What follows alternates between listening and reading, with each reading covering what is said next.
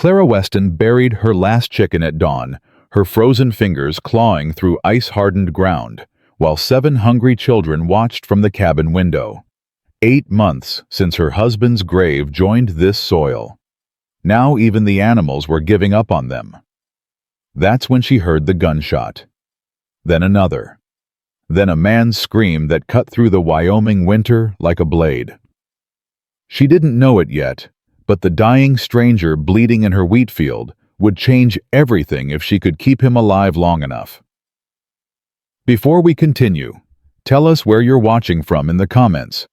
And if this story moves you, subscribe now because tomorrow, I've saved something that will break your heart and heal it all at once. Clara's hands were still raw from digging when she heard it. A gunshot. Sharp. Close. She dropped the shovel and turned toward the wheat field, or what was left of it. Samuel had planted that field 3 springs ago, talking about the future like a man who believed he had one. Another shot cracked the frozen air. Mama! Josie appeared in the cabin doorway, baby Ruth balanced on her hip. Mama! What was that? Get inside! Clara was already moving. Keep the young ones away from the windows. But Mama... Now, Josephine...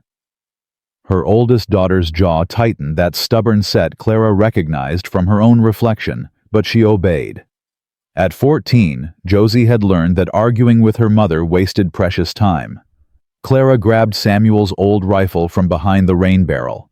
She hadn't fired it since he'd taught her back when teaching her things meant he planned to stick around. The weight felt wrong in her hands. Everything felt wrong these days. She moved toward the wheat field, boots crunching through crusted snow. The morning fog hadn't lifted yet, and she couldn't see more than 30 feet ahead. Then she heard the horse scream. Not a whinny. A scream. The sound an animal makes when it knows it's dying. Clara broke into a run. She found them at the field's edge. A black stallion lay on its side, blood steaming in the cold air, its magnificent body already going still. And beside it, a man. Face down in the snow, expensive coat, fine leather boots, blood spreading beneath him like spilled ink, dark against the white ground. Clara stopped. Her breath came in short clouds. Mister... She kept the rifle raised. Mister, can you hear me? No answer. She moved closer, kicked his boot. Nothing. Lord have mercy, she whispered.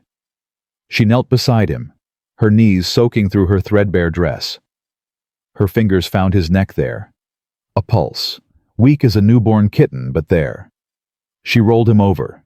His face surprised her. Not rough like the drifters who sometimes passed through. Clean-shaven, strong jaw, dark hair with silver at the temples. A face that belonged in a bank or a courtroom, not bleeding out in a widow's frozen wheat field. But it was the wounds that stole her breath. 2 bullet holes, one in his shoulder, one in his side. Both still bleeding. Whoever shot him wanted him dead. They just hadn't finished the job. Mama! Clara spun. Sam Jr. stood 20 feet away, his 12-year-old face pale as the snow. Samuel Weston, I told you to stay inside. Josie said you might need help. His voice cracked, half boy, half man stuck between. Is he dead? Not yet. Clara looked at her son, really looked at him, thin, too thin. They all were. But he will be if we don't move him. Sam's eyes went to the rifle, then to the dead horse, then to the blood soaking into the ground. Who shot him? Don't know, don't care right now. Clara was already calculating. The man was big, over 6 feet, broad shoulders. She couldn't move him alone. Help me get him inside. Inside? Sam stepped back. Mama, we don't know who he is. He could be an outlaw, a killer. He could die, Samuel, right here in our field. Clara's voice hardened. Your father would have helped him. The words hit like a slap. Sam's face crumpled for just a second before he straightened. What do you need me to do?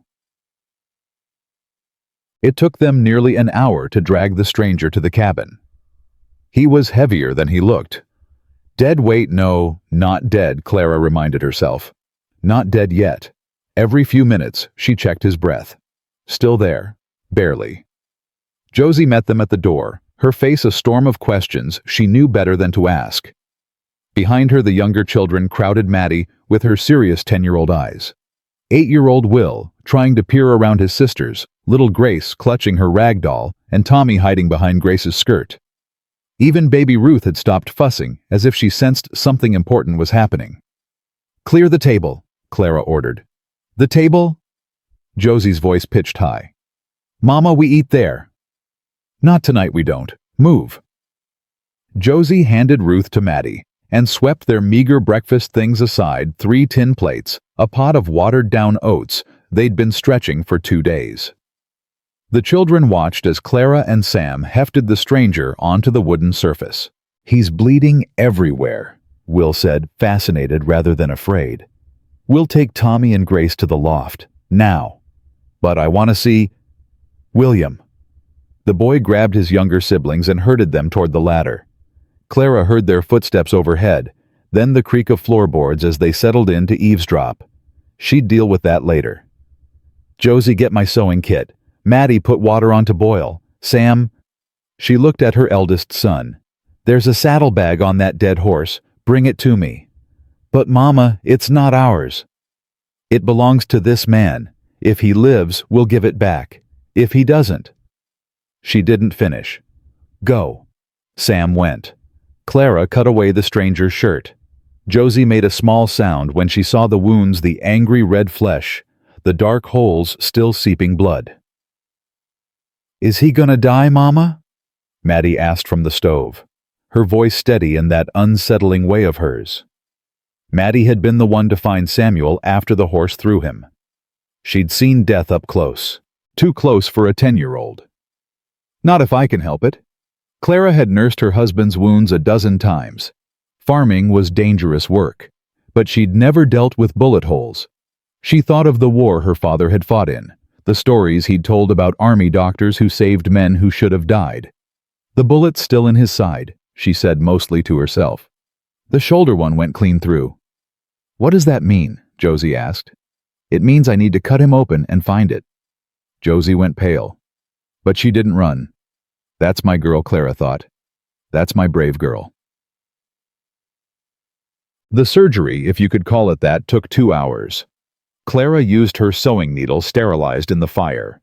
She used her steady hands honed by years of mending clothes and patching wounds, and holding on when everything told her to let go. She used what little whiskey Samuel had left behind, pouring it into the wounds while the stranger screamed. He'd woken halfway through. Delirious thrashing, calling out names Clara didn't know. "Alice! Alice, I'm sorry. Hold him down." Clara snapped at Sam. Her son threw himself across the man's legs while Josie pinned his arms. The stranger was strong, even half dead, even burning with fever his body fought. "The papers?" he gasped, eyes wild and unseeing. "Harlan took the papers. He'll come for the ranch. He'll..." "Easy, mister." Clara's voice cut through his panic. "You're safe. Nobody's coming for nothing. You hear me?" His eyes found hers. Blue. Startling blue like a summer sky in the middle of this frozen hell. "Who are you?" he whispered. "I'm the woman trying to save your life, so hold still." Something in her tone got through to him. He went limp. His jaw clenched against the pain, but he stopped fighting. Clara found the bullet. Small, misshapen, lodged 2 inches deep. She pulled it out with her fingers, felt it slip free with a wet sound that turned Josie's face green. "Mama," Josie breathed. "I think I'm gonna... outside. Now. Sam, take over." Josie fled. Sam moved into position, his young face grim with determination. Clara kept working, cleaning, stitching, bandaging. Her fingers knew what to do even when her mind screamed that this was madness, that she had no business playing doctor, that this man might die anyway. And what then? What then? By nightfall, the stranger's fever had climbed so high, Clara could feel the heat coming off him from a foot away. The children had eaten, if you could call it eating. The last of the oats divided 7 ways. Clara had given her portion to Tommy, who'd been crying about his empty stomach. Now the little ones slept in the loft, curled together for warmth, like a litter of puppies. Maddie had Ruth in her arms, both of them breathing slow and even. Only Sam and Josie remained downstairs, watching Clara tend to the dying man. "We can't afford this, Mama." Josie's voice was flat. "We barely got enough food for ourselves. We can't feed him too." "He's not eating, Josephine. He's unconscious. He will eat, if he lives." Josie's eyes were hard. "And then what? We got 7 mouths to feed already. You buried our last chicken this morning." Clara wrung out the cloth she'd been using to cool the stranger's forehead. Her daughter was right. She hated that her daughter was right. "Your father. Daddy's dead." The words hit the air like stones. "He's been dead 8 months. And every time you say your father would have done this, or your father would have wanted that, you act like he's still making decisions. But he's not. He left us, Mama. He left us with nothing." Josephine Marie Weston. "I ain't saying he wanted to die." Josie's voice cracked, and for a moment the hard shell broke, revealing the frightened child underneath. "I'm saying he did. And now we gotta figure out how to survive without him. That means making hard choices. That means not taking in every stray that shows up bleeding." Clara stood, slowly. She crossed the small cabin and stood in front of her daughter, close enough to see the tears Josie was fighting. "I hear you," Clara said quietly. "I hear every word. And you're not wrong." Josie blinked. "But here's what else is true. We got nothing left. The bank's coming for this house in 3 months. I got no money, no animals, no way to pay. We're going to lose everything your father built no matter what." "Then why?" "Because when you got nothing," Clara said, "you still got your choices. You still got who you decide to be. I ain't gonna let a man die in our wheat field because helping him might cost us. I ain't gonna teach you children that survival means stepping over the wounded." She touched her daughter's cheek. "Your father didn't leave us with nothing, baby girl. He left us with our character, and I intend to keep that." Josie stared at her mother for a long moment. Then she crumbled, falling into Clara's arms, sobbing the way she hadn't let herself sob since the funeral. "I'm scared, Mama. I'm so scared." "I know, baby." Clara held her tight. "I'm scared too." From the table, the stranger groaned. His hand twitched, reaching for something that wasn't there. "Alice," he murmured. "I should have been there. I should have—" Clara and Josie pulled apart.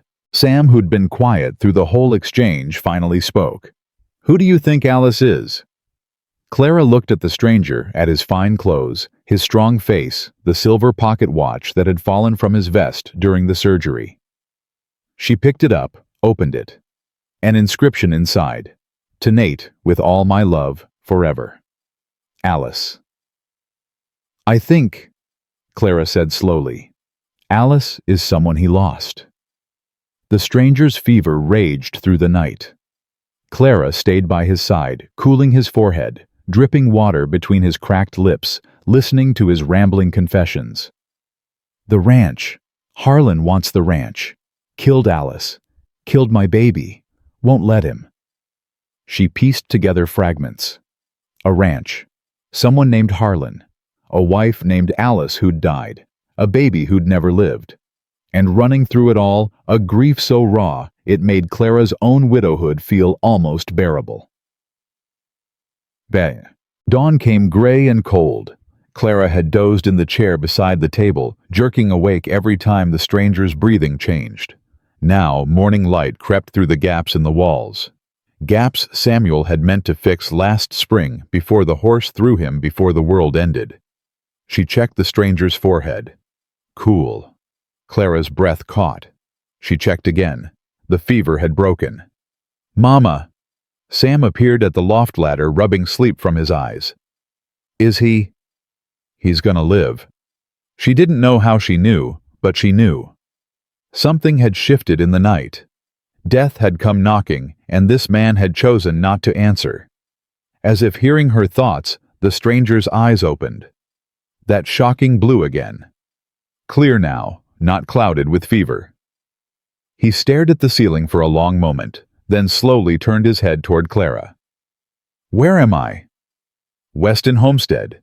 Medicine Bow Valley."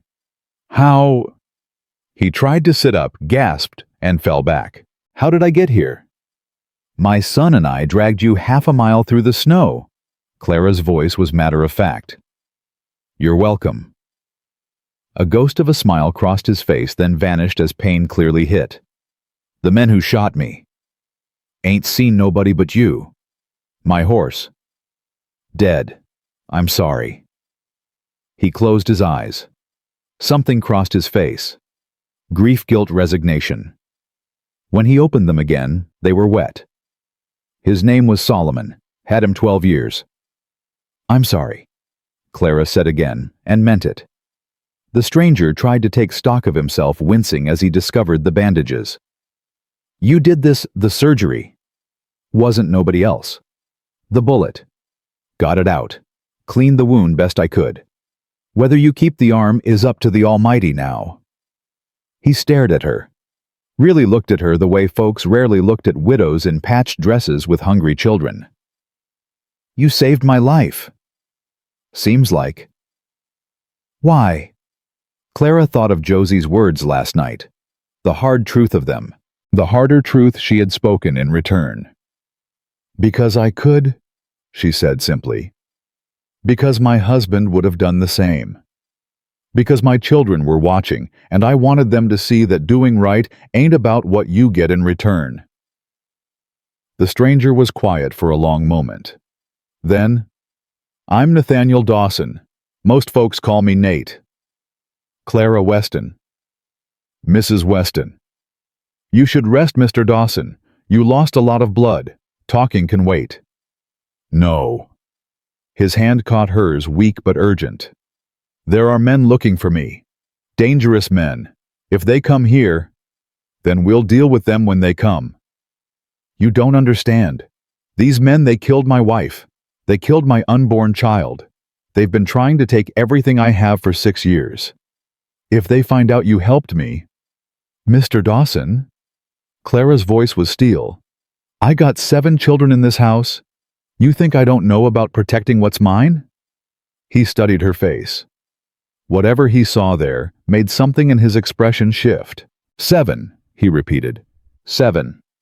And your husband. Buried him 8 months back, horse through him." Nate Dawson was quiet. Then, "I'm sorry." Clara shrugged. Sorrow was a luxury she couldn't afford anymore. "Ma'am, Mrs. Weston, I have money, a lot of it. I own Iron Creek Ranch about 30 miles east of here. If you help me get word to my men, you can talk about payment after you can sit up without passing out." Clara stood businesslike. "Right now, you need rest and food. We ain't got much, but what we got, we'll share." "I can't take food from your children." "Too late. You already did." She almost smiled at his stricken expression. "Relax, Mr. Dawson. We'll manage. We always do." She moved toward the stove, toward the empty pot, toward another day of figuring out how to feed 8 people with nothing. Behind her, Nate Dawson's voice came soft. "Mrs. Weston." "Yes." "Thank you." She didn't turn around, didn't trust herself to, because somewhere in those 2 words she'd heard something she hadn't heard in 8 months.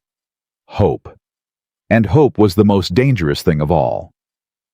The children came down one by one as the morning wore on. Maddie first carrying Ruth, her serious eyes, taking in everything without comment. Then Will, curious and chattering, until a look from Clara silenced him. Grace clutched her rag doll and stared at the stranger from behind the chair. Tommy held Grace's hand and whispered questions she couldn't answer.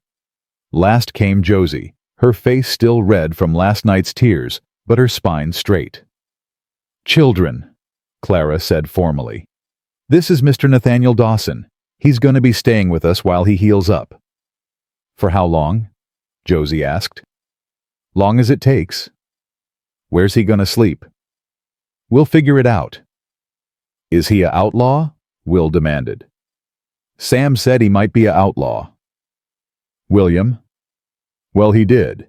He said, I'm not an outlaw, son. Nate's voice was weak but steady. I'm a rancher. A cattle rancher. The men who shot me are the outlaws. Why'd they shoot you? Well, that's enough questions, Clara said. But Nate shook his head slightly. It's all right, ma'am. He has a right to know who's under his roof. He looked at Will with those startling blue eyes. They shot me because I have something they want, my ranch, my land, and I won't give it to them. Will's eyes went wide. Are they gonna come here? The cabin went very quiet. Nate looked at Clara. Something passed between them, an understanding, a warning. I don't know, he said honestly. But if they do, I'll make sure they don't hurt your family. I promise you that. How? Josie's voice was sharp. You can barely sit up. Josie, Clara warned. No, Mama, it's a fair question. Josie stepped forward, arms crossed. This man shows up bleeding, brings trouble with him, eats our food. We ain't got no food, Will pointed out. And now he's making promises he can't keep. Forgive me if I don't believe some shot-up stranger who can't even stand is going to protect us from men who already killed his wife. The silence that followed was absolute. Nate's face had gone pale, not from pain, but from Josie's words. Clara saw him flinch, saw the wound. Those words opened deeper than anything the bullets had done. Josephine Marie, you apologize right now. It's the truth. I don't care if it's the truth. There's a way to speak truth, and that ain't it. Josie's mouth set in a stubborn line. For a long moment, mother and daughter stared at each other. Then Nate spoke. Quiet. Raw. She's right. Both women turned to look at him. I couldn't protect Alice. I was away checking on the far pastures when the fever took her. By the time I got back, his voice broke. He pressed on anyway. By the time I got back, she was gone. Her and the baby both. I buried them under the cottonwood tree she loved. And for 6 years I've been trying to figure out why I survived when they didn't. The cabin was silent. Even Will had stopped fidgeting. Your daughter's right. Nate continued, his eyes on Josie. I can't promise to protect you. I couldn't protect the people I loved most in the world. All I can promise is that I'll try. And that when I'm able, I'll repay every kindness your mother has shown me tenfold. Josie's hard expression wavered. She looked at her mother, then back at Nate. I'm sorry, she said finally. About your wife, and your baby. Nate nodded, accepting the apology. His eyes were wet, but he didn't wipe them. Josie, Clara said gently, take the children outside. See if there's any eggs in the henhouse. Mama, the hens are... Check anyway. Josie gathered her siblings and herded them out. The door closed behind them, leaving Clara alone with the wounded stranger. You didn't have to tell them all that, she said. Yes, I did. Nate's voice was tired but firm. Your daughter needed to know I understood what she was protecting. Her family. Same thing I failed to protect. He met Clara's eyes. She's a good girl. Strong. Like her mother. Clara didn't know what to say to that, so she said nothing. She turned to the stove, to the empty pot, to the question of how to make nothing feed 8 people. Behind her, Nate Dawson was quiet for a long time. Then, Mrs. Weston. Yes. That saddlebag my horse was carrying. You got it. Clara nodded toward the corner. Sam had brought it in last night. There's money in there. Paper money. Coins. Whatever you need, take it. Clara's hand stilled on the stove. I ain't taking your money, Mr. Dawson. Why not? Because I didn't save your life for payment. She turned to face him. And because if those men come looking for you, the last thing I need is to be caught with your money in my pocket. They'll think I'm part of whatever you're running from. Nate's expression shifted. Respect, she thought. Maybe surprise. You've thought this through. I've survived 8 months alone with 7 children. Thinking things through is all I do. He was quiet. Then, what if the money isn't payment? What if it's a loan? A loan. You help me get word to my ranch. When my men come for me, I'll pay you back. With interest. Legal-like. A business arrangement. Clara studied him. This man who'd lost everything and still wanted to give. You don't even know if you're going to live through the week. Then you'll have the money either way. A ghost of a smile. Consider it insurance. She should say no. She knew she should say no. But Tommy's ribs were showing through his shirt. Grace had been coughing all week. Ruth needed milk, and they had nothing to give her. All right, Clara heard herself say. Alone. Nate nodded, satisfied. Outside, Clara heard her children's voices, Will arguing with Sam about something, Grace's thin laugh, Josie calling them all to order. She looked at the stranger on her table, at the blood still staining her floorboards, at the complicated, dangerous hope that had arrived in her wheat field like an answer to a prayer she hadn't known she was praying. 3 months until the bank took the house. A dying man who promised to change everything, and 7 children who needed her to make the right choice.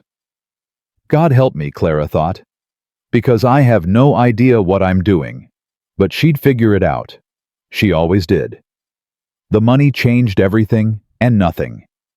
Clara took $20 from Nate's saddlebag, enough for flour, salt, and a side of bacon from the general store. She left before dawn, walking the 4 miles to town because they had no horse to spare, returning before the children woke with provisions that made Will's eyes go wide as saucers. Bacon, Mama. He reached for it like it might disappear. Real bacon. Don't touch it with dirty hands. Go wash up. Will scrambled for the water basin. Behind him, Josie stood in the doorway to the back room where they'd moved Nate, her expression unreadable. You took his money. I borrowed it. There's a difference. Is there? Clara set down the supplies, her back aching from the walk. You want your brothers and sisters to eat, or you want to argue about where the food came from? Josie's jaw tightened, but she said nothing more. She turned back to check on Nate, and Clara heard her voice through the thin wall, softer than she'd expected. You need water, Mr. Dawson? Please. And Josie, thank you. Clara allowed herself a small breath. Maybe her daughter was coming around. 3 days passed. Nate's fever stayed down, but his strength returned slowly.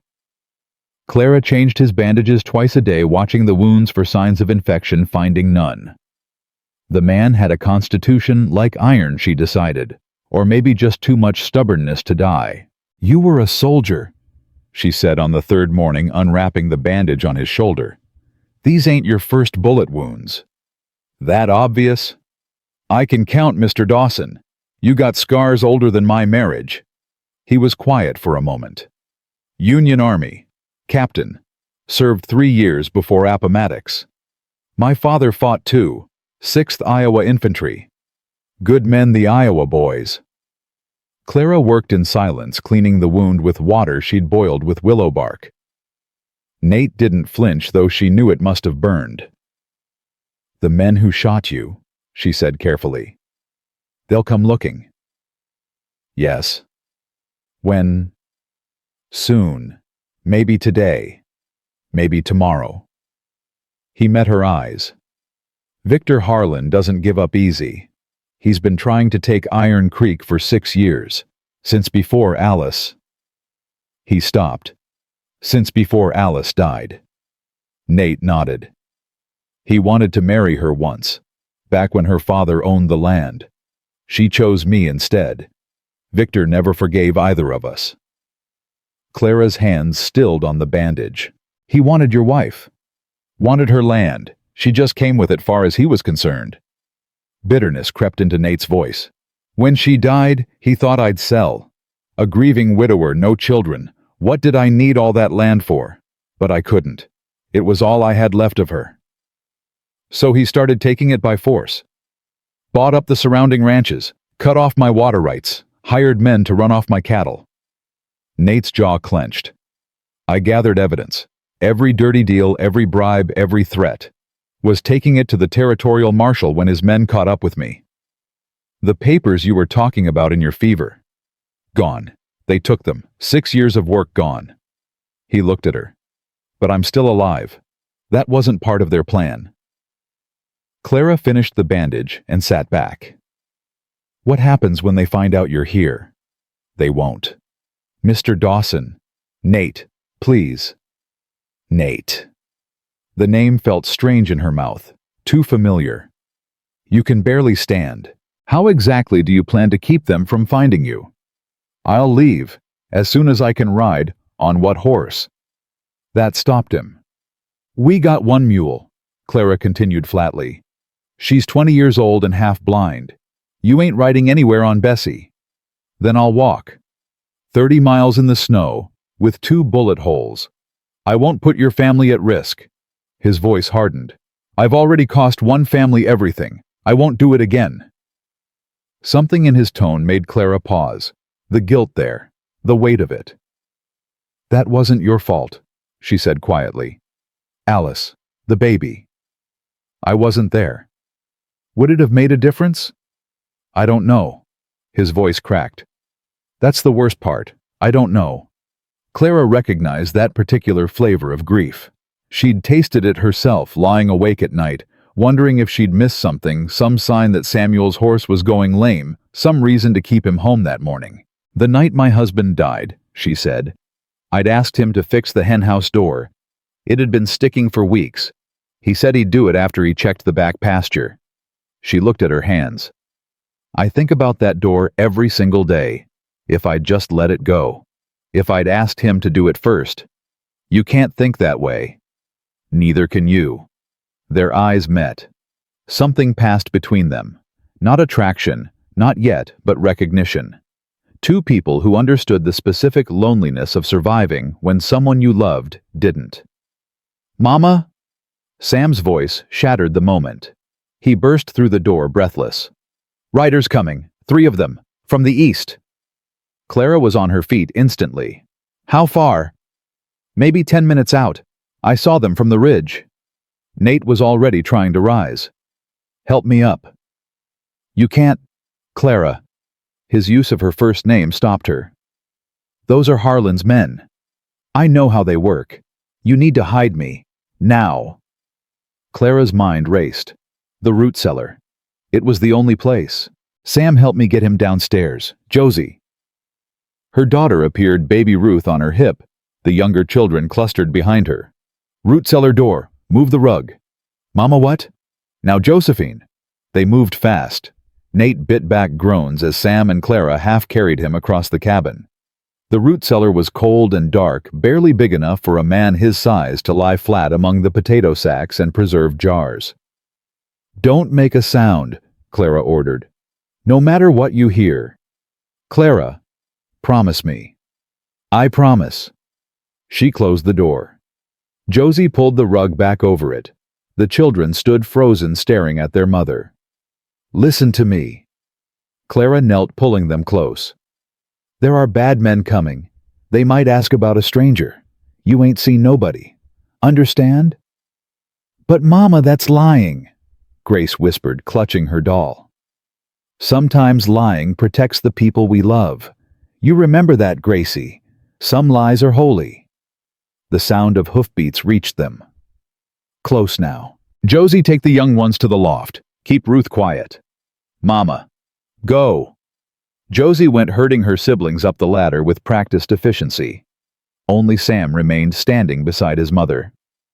You should go too, Clara said. No, ma'am. Samuel. Daddy would have stayed, so I'm staying. Clara looked at her son, 12 years old, trying so hard to be a man. She didn't have time to argue. Then stay behind me. Don't speak unless they ask you direct. A knock at the door. Heavy. Demanding. Clara smoothed her apron, lifted her chin, and opened it. 3 men stood on her porch.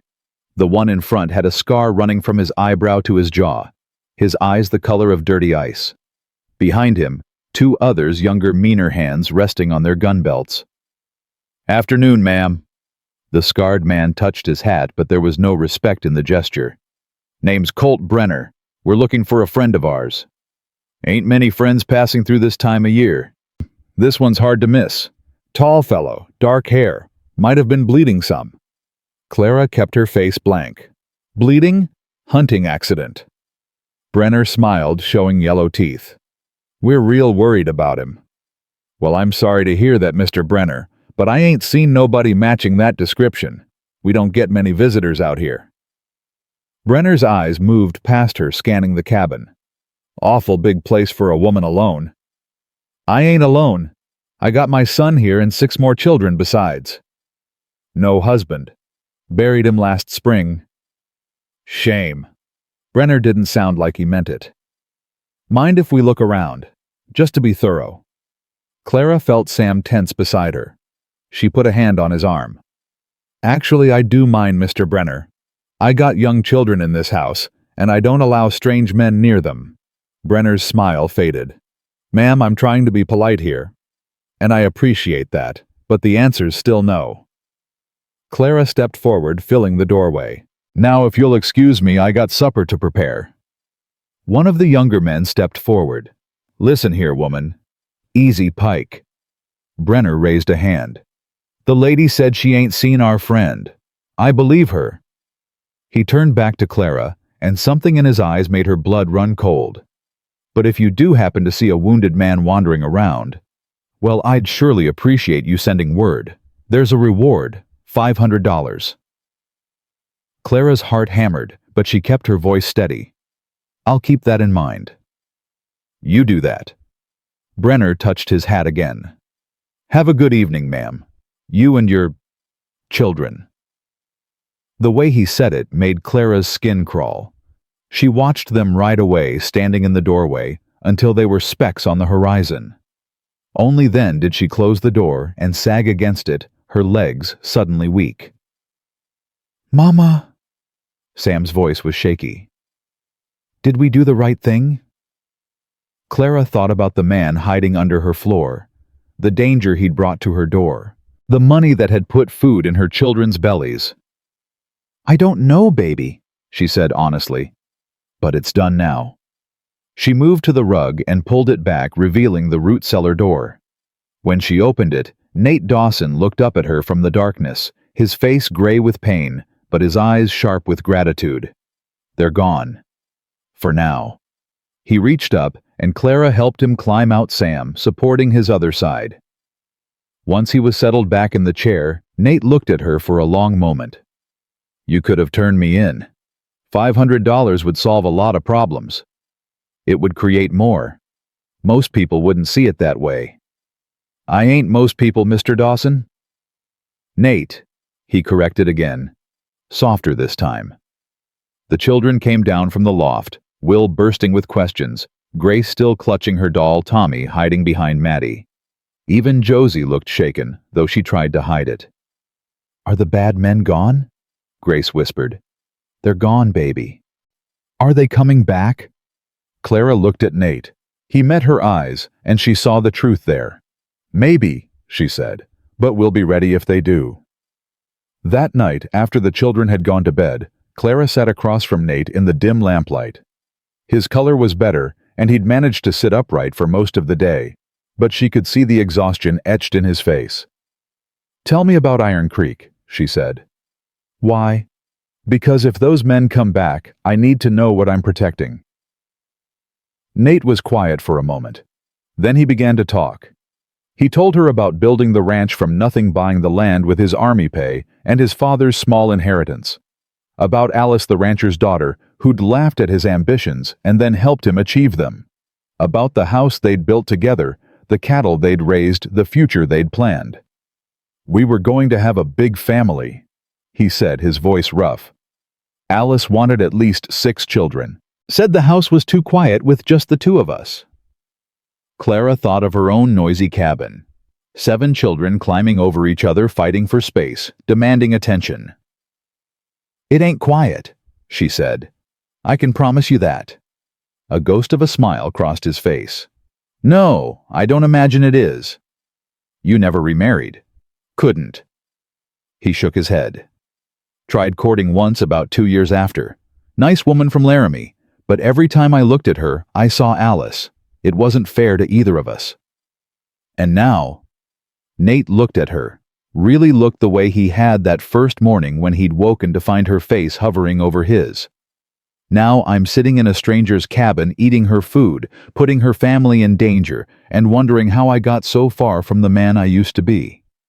You're still that man. Am I? Bitterness crept into his voice. That man would never have brought trouble to a widow's door. That man would have died before he let anyone else get hurt. That man did almost die, Clara pointed out. I found you face down in my wheat field with 2 bullets in you, remember? That's not. And that man is still here, still fighting, still trying to protect people, even when he can barely stand. She leaned forward. I don't know who you were before Nate Dawson, but I know who you are now. You're a man who offered his last dollar to a family that saved his life. That ain't nothing. Nate stared at her. Something shifted in his expression, surprise maybe, or hope. You're a remarkable woman, Clara Weston. I'm a tired woman with too many mouths to feed, and not enough hours in the day. But she smiled as she said it. Now get some sleep. Tomorrow you're going to try standing on your own, and you'll need your strength. Yes, ma'am. She rose to check on the children, but his voice stopped her. Clara, she turned. Thank you. For believing I'm still worth something. She didn't know what to say to that. So she just nodded and climbed the ladder to the loft where her children slept in a pile of limbs and blankets, and tried not to think about the way Nate Dawson's eyes had looked in the lamplight. The week that followed changed something in the household. Nate grew stronger. By the 4th day, he could walk across the cabin without help. By the 6th, he was helping Maddie carry water from the well, ignoring Clara's protests that he'd tear his stitches. I ain't about to lie around while your children do all the work, he said firmly. My mama raised me better than that. Will, predictably, was the first to warm to him. The boy followed Nate everywhere, peppering him with questions about ranching, about horses, about the war. Nate answered them all with patient good humor. Did you ever kill anyone? Will asked one afternoon. William. Clara's voice was sharp from the stove. It's all right. Nate set down the piece of wood he'd been whittling. Yes, son, I did. In the war. Was it scary? Very. Do you have bad dreams about it? The cabin went quiet. Even the younger children stopped playing to listen. Sometimes, Nate admitted, some things stay with you whether you want them to or not. Will was quiet for a moment. Then, Daddy had bad dreams too. After the war, he used to wake up yelling. Mama would hold him till he stopped shaking. Clara's throat tightened. She'd never known the children had heard those midnight terrors. Your daddy was a brave man, Nate said softly. The bravest men I knew were the ones who had bad dreams. It meant they hadn't forgotten what they'd seen, hadn't let it turn them hard. Mama says Daddy's watching us from heaven. I'm sure he is. Do you think your wife is watching too? Nate was quiet for a long moment. I hope so. I hope she sees that I'm trying to be the man she married, even when it's hard. That night after the children were asleep, Clara found Nate on the porch staring at the stars. She'd brought him a blanket. The nights were bitter cold and he shouldn't be outside, but she stopped when she saw the tears on his face. He didn't try to hide them, just wiped his cheek with the back of his hand and said, Your boy asked me something today that I've been asking myself for 6 years. What's that? If Alice is watching. He looked at her. What do you tell yourself about Samuel? Clara sat down beside him, wrapping the blanket around both their shoulders without thinking about what it might mean. I tell myself he'd want me to keep going. That every time I get out of bed, every time I feed the children, every time I don't just give up, I'm honoring him. Does it help? Some days. She paused. Other days, I'm just too tired to think about it at all. Nate laughed, a short, surprised sound. That's the most honest thing anyone's said to me in years. I ain't got the energy for anything else." They sat in silence, watching their breath fog in the cold air. Clara knew she should go inside. Knew this, whatever this was moving toward something she wasn't ready for. But she stayed. "Clara," Nate's voice was low, "when I'm strong enough to ride, I want you to come with me." She stiffened. "What?" "To Iron Creek. You and the children. The ranch house is big, too big for one man. There's room for everyone. School's nearby. Work for Sam when he's old enough. A real future." "We got a future here." "Do you?" He turned to face her. "Clara, I've seen your ledgers. I know the bank is coming for this place. 3 months, maybe less. Where will you go then?" "That ain't your concern. It is now." His hand found hers in the darkness. "You saved my life. Let me save yours." Clara pulled away. "I ain't looking to be saved, Mr. Dawson. I'm looking to survive. There's a difference." "Is there?" "Yes." She stood, the blanket falling from her shoulders. "Being saved means owing someone, depending on someone. I've been dependent before, and when he died, I nearly died with him. I won't do that again." "I'm not asking you to depend on me." "Then what are you asking?" The question hung in the air between them.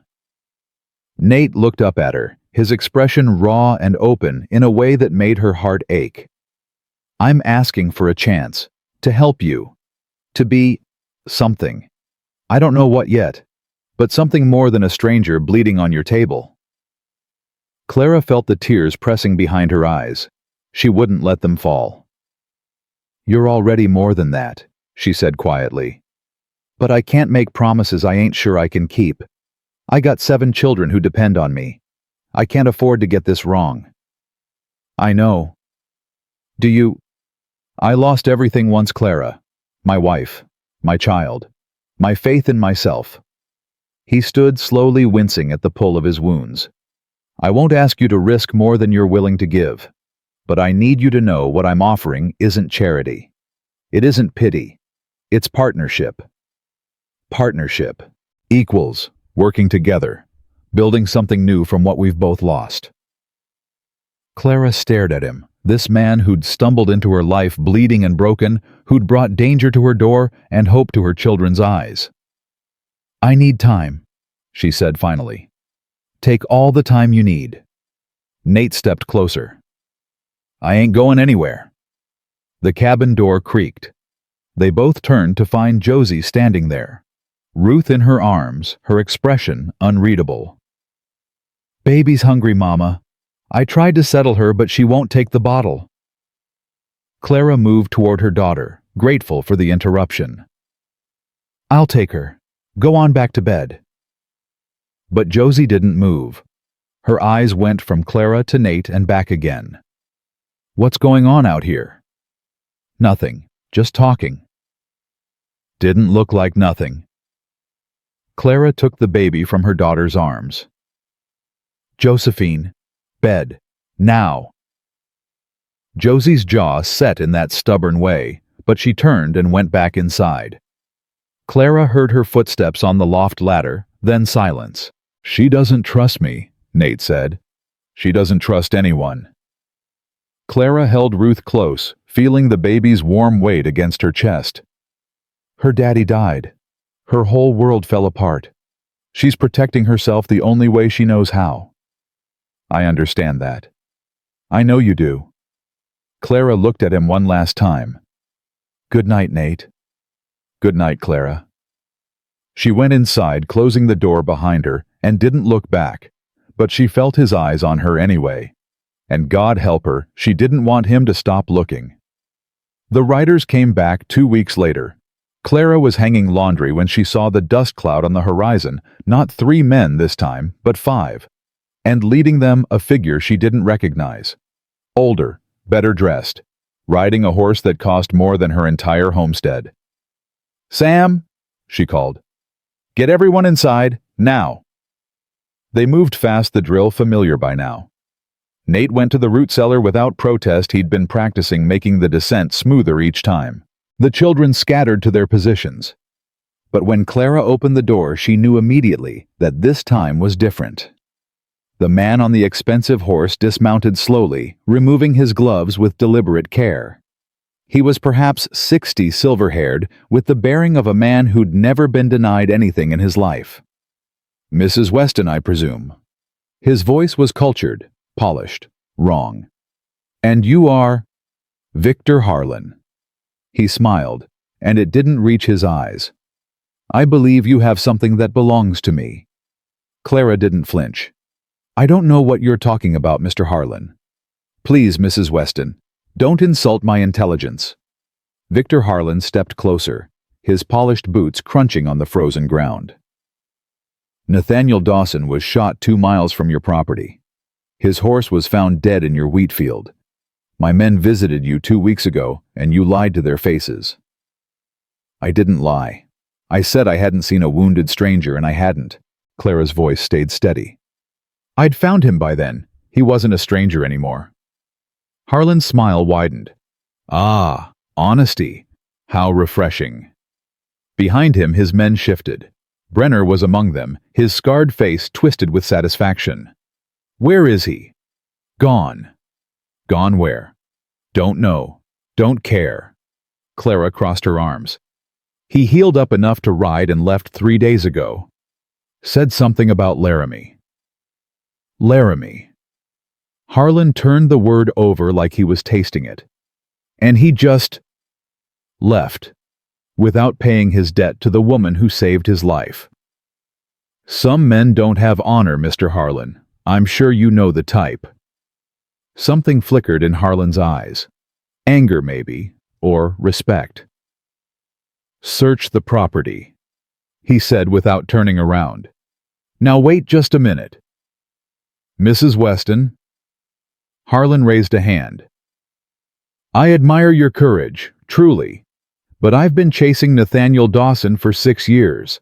I know him better than he knows himself, and I know he wouldn't leave a woman like you without saying goodbye." The men dismounted. Clara's heart hammered against her ribs. "You can't just—" "I can do whatever I want." Harlan's voice hardened. "I own the bank that holds your mortgage, Mrs. Weston. I own the sheriff who should be protecting you. I own every inch of this territory that matters." He stepped close enough that she could smell his cologne. "The only thing I don't own is Iron Creek Ranch, and I intend to correct that today." "Mama." Clara's blood went cold. Josie stood in the doorway, Ruth on her hip, her face pale but determined. "Get back inside, Josephine." "But Mama." "Now." Josie didn't move. Her eyes went to Harlan, then to the men spreading out across the property, then back to her mother. "The cellar," she said quietly. "They're heading for the cellar." Clara's stomach dropped.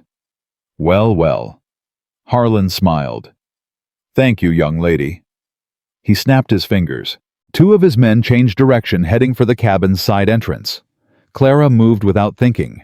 She grabbed the rifle leaning against the porch rail and leveled it at Harlan's chest. "Call them off."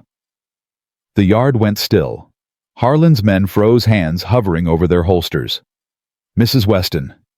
Harlan's voice was calm. Too calm. "Do you really want to do this in front of your children?" "I want you off my property." "And if I refuse?" Clara's finger tightened on the trigger. "Then we'll find out how good your men are." Silence stretched between them. Clara could hear her own heartbeat, could hear Ruth whimpering in Josie's arms, could hear the wind whistling through the gaps in the cabin walls. "Mama." Sam's voice came from somewhere behind her. "Mama, don't." "Stay back, Samuel. He's not worth it." Her son stepped into view, his young face pale but set. "Daddy wouldn't want you to kill for him." "This ain't about your daddy." "Yes, it is." Sam moved to stand beside her. "It's about all of us, about who we are, and we ain't killers." Clara's hands shook. The rifle suddenly felt impossibly heavy. "Listen to your boy, Mrs. Weston." Harlan's voice was soft, almost gentle. "He's got more sense than most grown men." The cellar door banged open, Everyone turned. Brenner emerged, dragging a figure behind him, Nate barely conscious, blood seeping through his bandages where they'd torn them. Found him. Clara's rifle dropped. She couldn't breathe. Nathaniel. Harlan walked toward his prey, his boots clicking on the frozen ground. You look terrible. Nate lifted his head. Even beaten, even bleeding, his eyes burned with hatred. Victor. 6 years. Harlan crouched in front of him. 6 years you've been a thorn in my side, refusing to sell, gathering evidence, turning the other ranchers against me. He shook his head. All for what? A dead woman who chose you over me. Don't you dare speak her name. Alice. Harlan said it deliberately. Alice Harlan she should have been. Would have been if you hadn't come along with your war medals and your pretty words. She never loved you. She never had the chance. Harlan stood. But it doesn't matter now. She's dead. You're about to be. And Iron Creek will finally be mine. You'll have to kill me first. That's rather the point. Clara found her voice. You can't just murder him in front of witnesses. Witnesses? Harlan turned one eyebrow raised. What witnesses? I see a struggling widow and her children, who will shortly be orphans if their mother doesn't learn to keep her mouth shut. The threat hung in the air, cold and clear. Leave them out of this. Nate's voice was ragged. They've got nothing to do with our fight. They made it their fight when they took you in. Harlan gestured to his men. Search the cabin. Take anything valuable. Then burn it. No. Clara lunged forward, but Brenner caught her arm, wrenching it behind her back. Mama! The children's voices rang out. Will Grace. Tommy, all of them screaming, as Harlan's men pushed past them into the cabin. Get your hands off her! Nate struggled against the men holding him. Clara. Such devotion. Harlan watched them both with amusement. Tell me, Mrs. Weston, did you really take him in out of Christian charity, or was there something more personal about your arrangement? Clara spat in his face. Harlan went still. Then he wiped the spittle from his cheek very slowly and backhanded her across the mouth. She tasted blood, heard Nate roaring, heard her children screaming. Mama! Josie thrust Ruth into Maddie's arms and flew at Harlan, her fists pounding against his chest. Leave her alone! Leave her alone! Harlan grabbed her wrist, twisting until she cried out. Such spirit! He held her struggling form easily. You know, I've been looking for a new housemaid.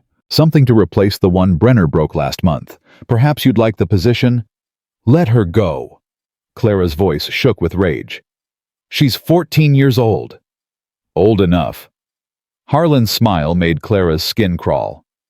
In this territory, girls marry at 14 all the time. Over my dead body. That can be arranged. Enough! The voice came from the direction of the road. Everyone turned. Riders. A dozen of them at least coming fast. And at their head, Sheriff Miller. Harlan's expression didn't change, but his grip on Josie loosened. What brings you all the way out here? The sheriff dismounted, his hand resting on his holstered gun. Behind him, Clara recognized faces, ranchers from the Valley, men who'd known Samuel, men who'd watched her struggle this past year. Got word you were paying a visit, Victor. Miller's voice was flat. Thought I'd come see for myself. This is private business. Burning a widow's homestead. Miller looked around at the chaos. The frightened children, the bleeding man, the men emerging from the cabin with armfuls of goods. Doesn't look private to me. The woman is harboring a fugitive. Nathaniel Dawson isn't a fugitive. He's a rancher who was shot on his own land by your men. Miller stepped forward. I've got 3 witnesses who saw the whole thing, Victor. The territorial marshal knows everything. Harlan's face went very still. You're bluffing. Am I? Miller gestured, and 2 of the ranchers dismounted, producing a leather satchel. Recognize these? The papers your boys took off Dawson when they shot him. They weren't very careful about disposing of evidence. Clara watched Harlan's mask crack. Just for a moment, a flash of fear of rage before he smoothed it over. Those papers don't prove anything. They prove enough. Miller took another step.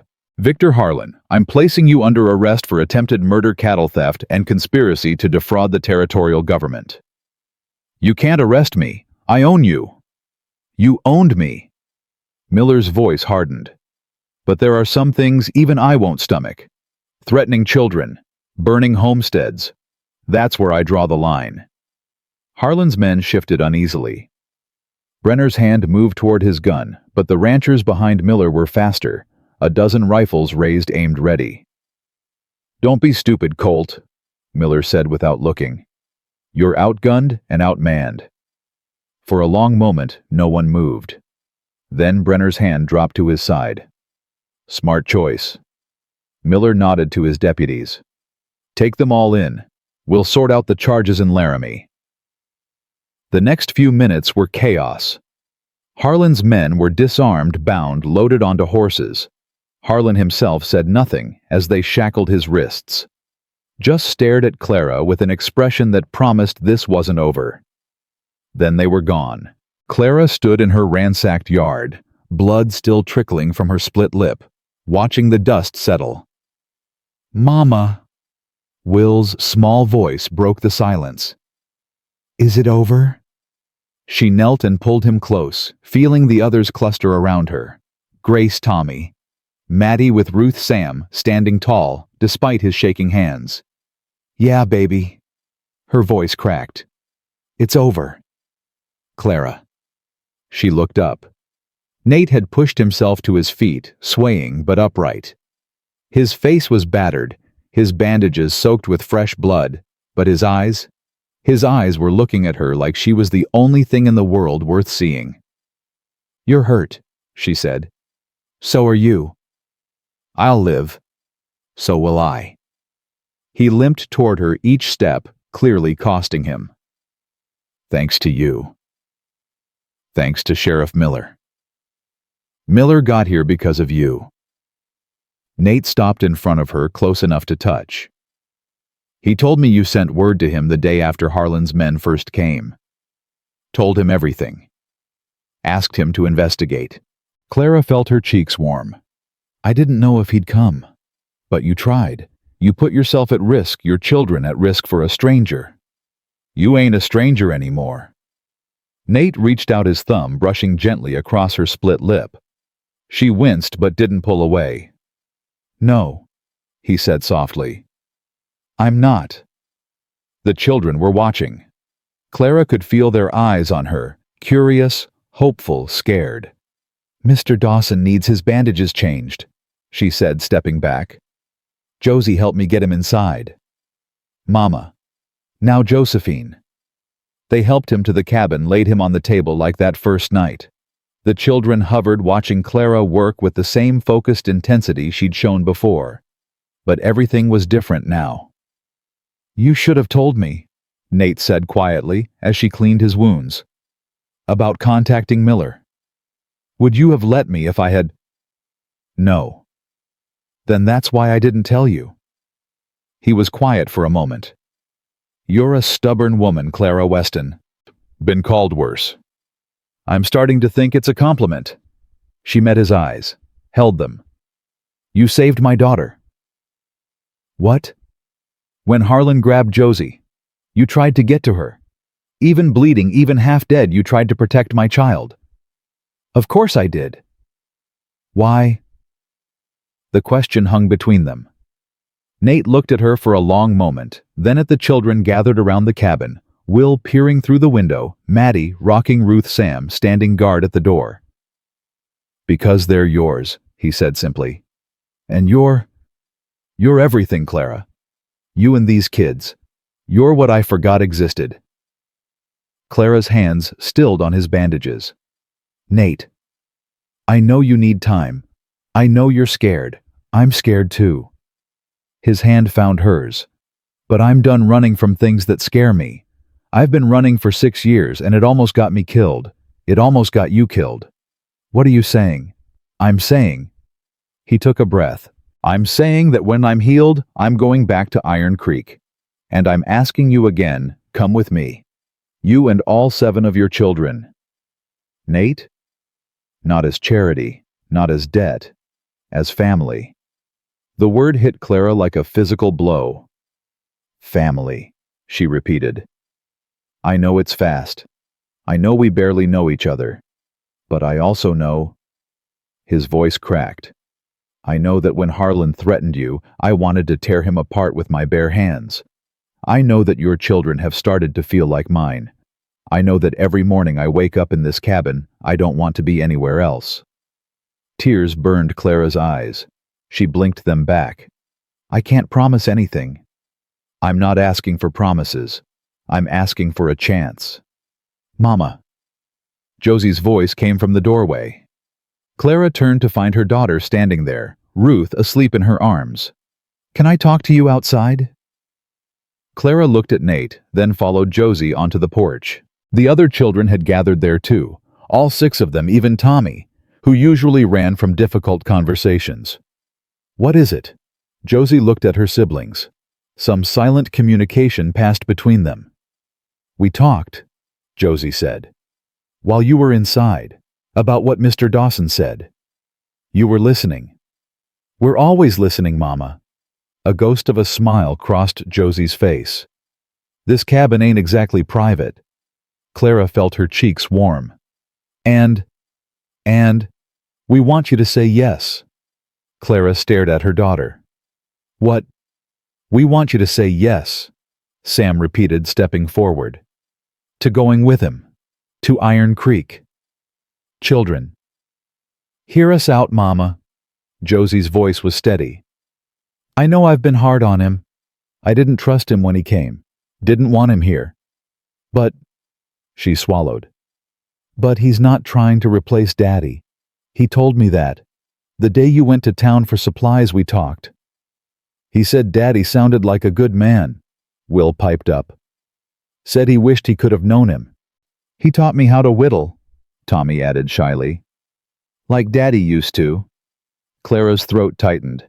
We're gonna lose this place, Mama. Maddie's voice was quiet but firm. The bank's coming. We all know it. And when they take the house, where are we gonna go?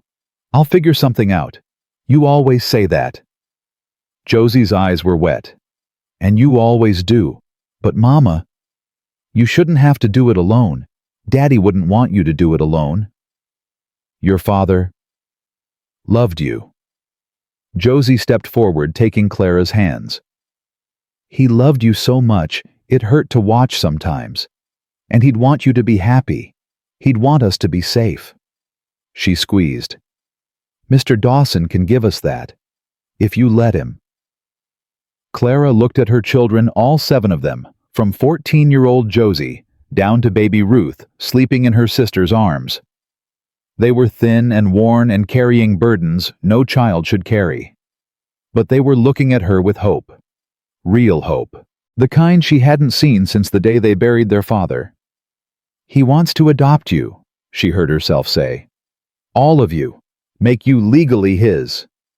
We know. Sam's voice cracked. He told us. He asked our permission. Will grinned. Said he wouldn't do it unless we said yes.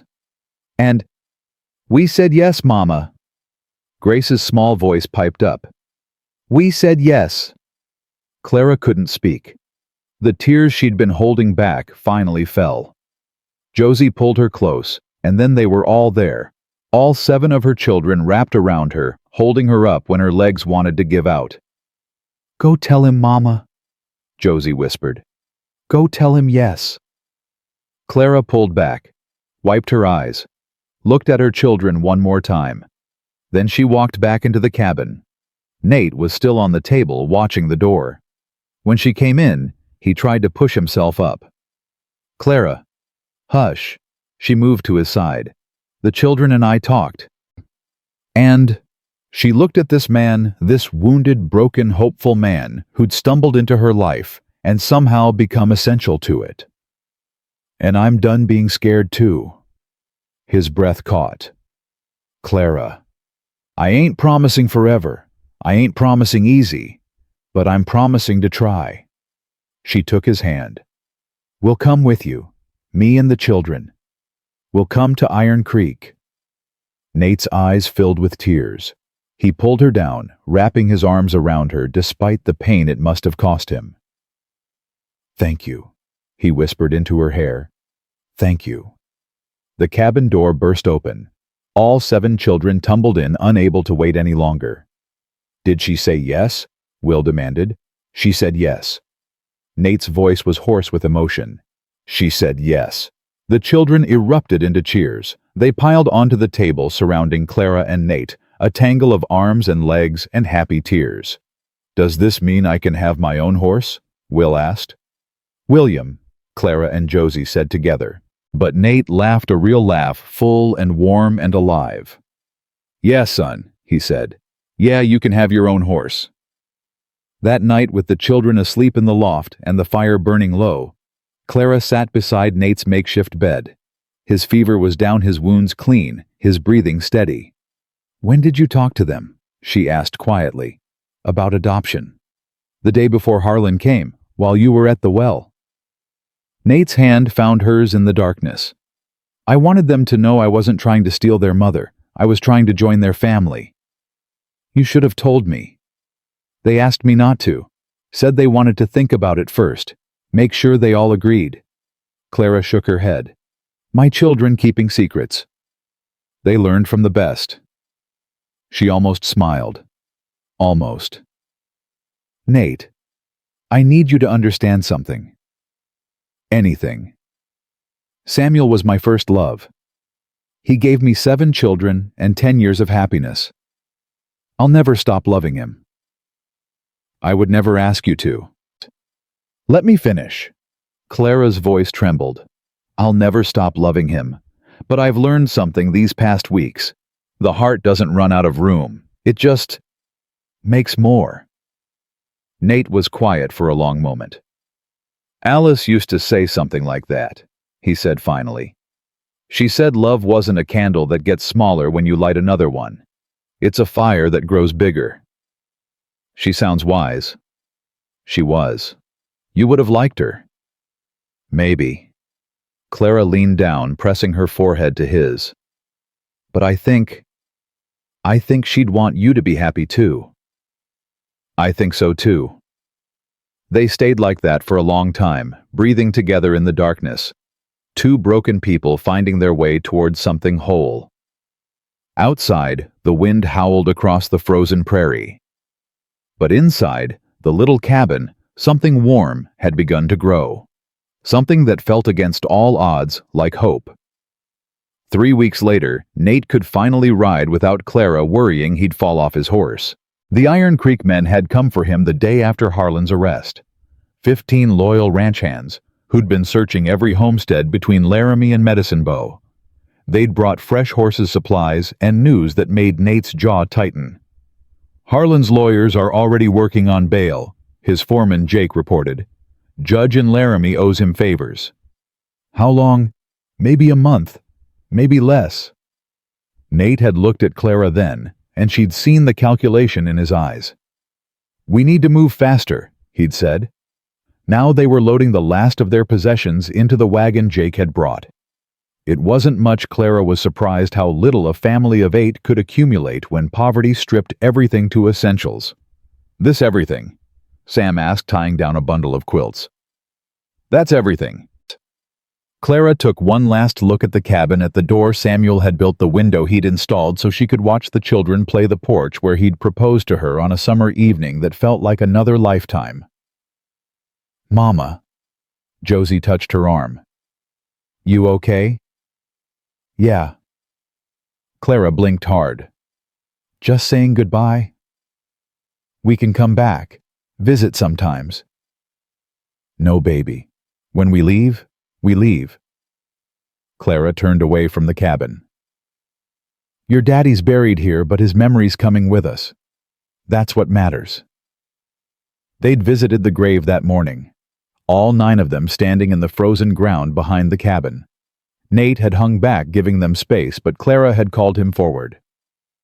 "He should meet you," she'd said. "Proper-like." Nate had removed his hat, standing at the foot of Samuel Weston's grave with his head bowed. "Sir, I don't know if you can hear me," he'd said quietly. "But I want you to know I ain't trying to take your place. Nobody could do that. I'm gonna try to take care of them the way you would have, the way they deserve." Will had slipped his hand into Nate's then, small fingers curling around larger ones. "Daddy would have liked you," the boy said seriously. "He always liked people who kept their promises." Now they were leaving. Clara climbed onto the wagon seat, Ruth bundled in her arms. Josie sat beside her, the younger children arranged in the back among their belongings. Sam rode alongside on one of the horses Jake had brought. He'd been practicing all week, determined to arrive at Iron Creek, looking like a proper rancher's son. "Ready?" Nate brought his horse alongside the wagon. Clara looked back one more time at the cabin, at the grave marker, just visible on the hill, at the life she was leaving behind. Ready. The journey to Iron Creek took 3 days. They traveled slow, mindful of the children and the cold. Nate's men rode in formation around them, Jake at the front, the others flanking the wagon like they were guarding royalty. "Is this really necessary?" Clara asked the first night, watching the men set up a proper camp with military precision. "Harlan's got friends everywhere." Nate's voice was tight. "Until he's locked away for good, we take no chances." "You think he'd come after us? Even now?"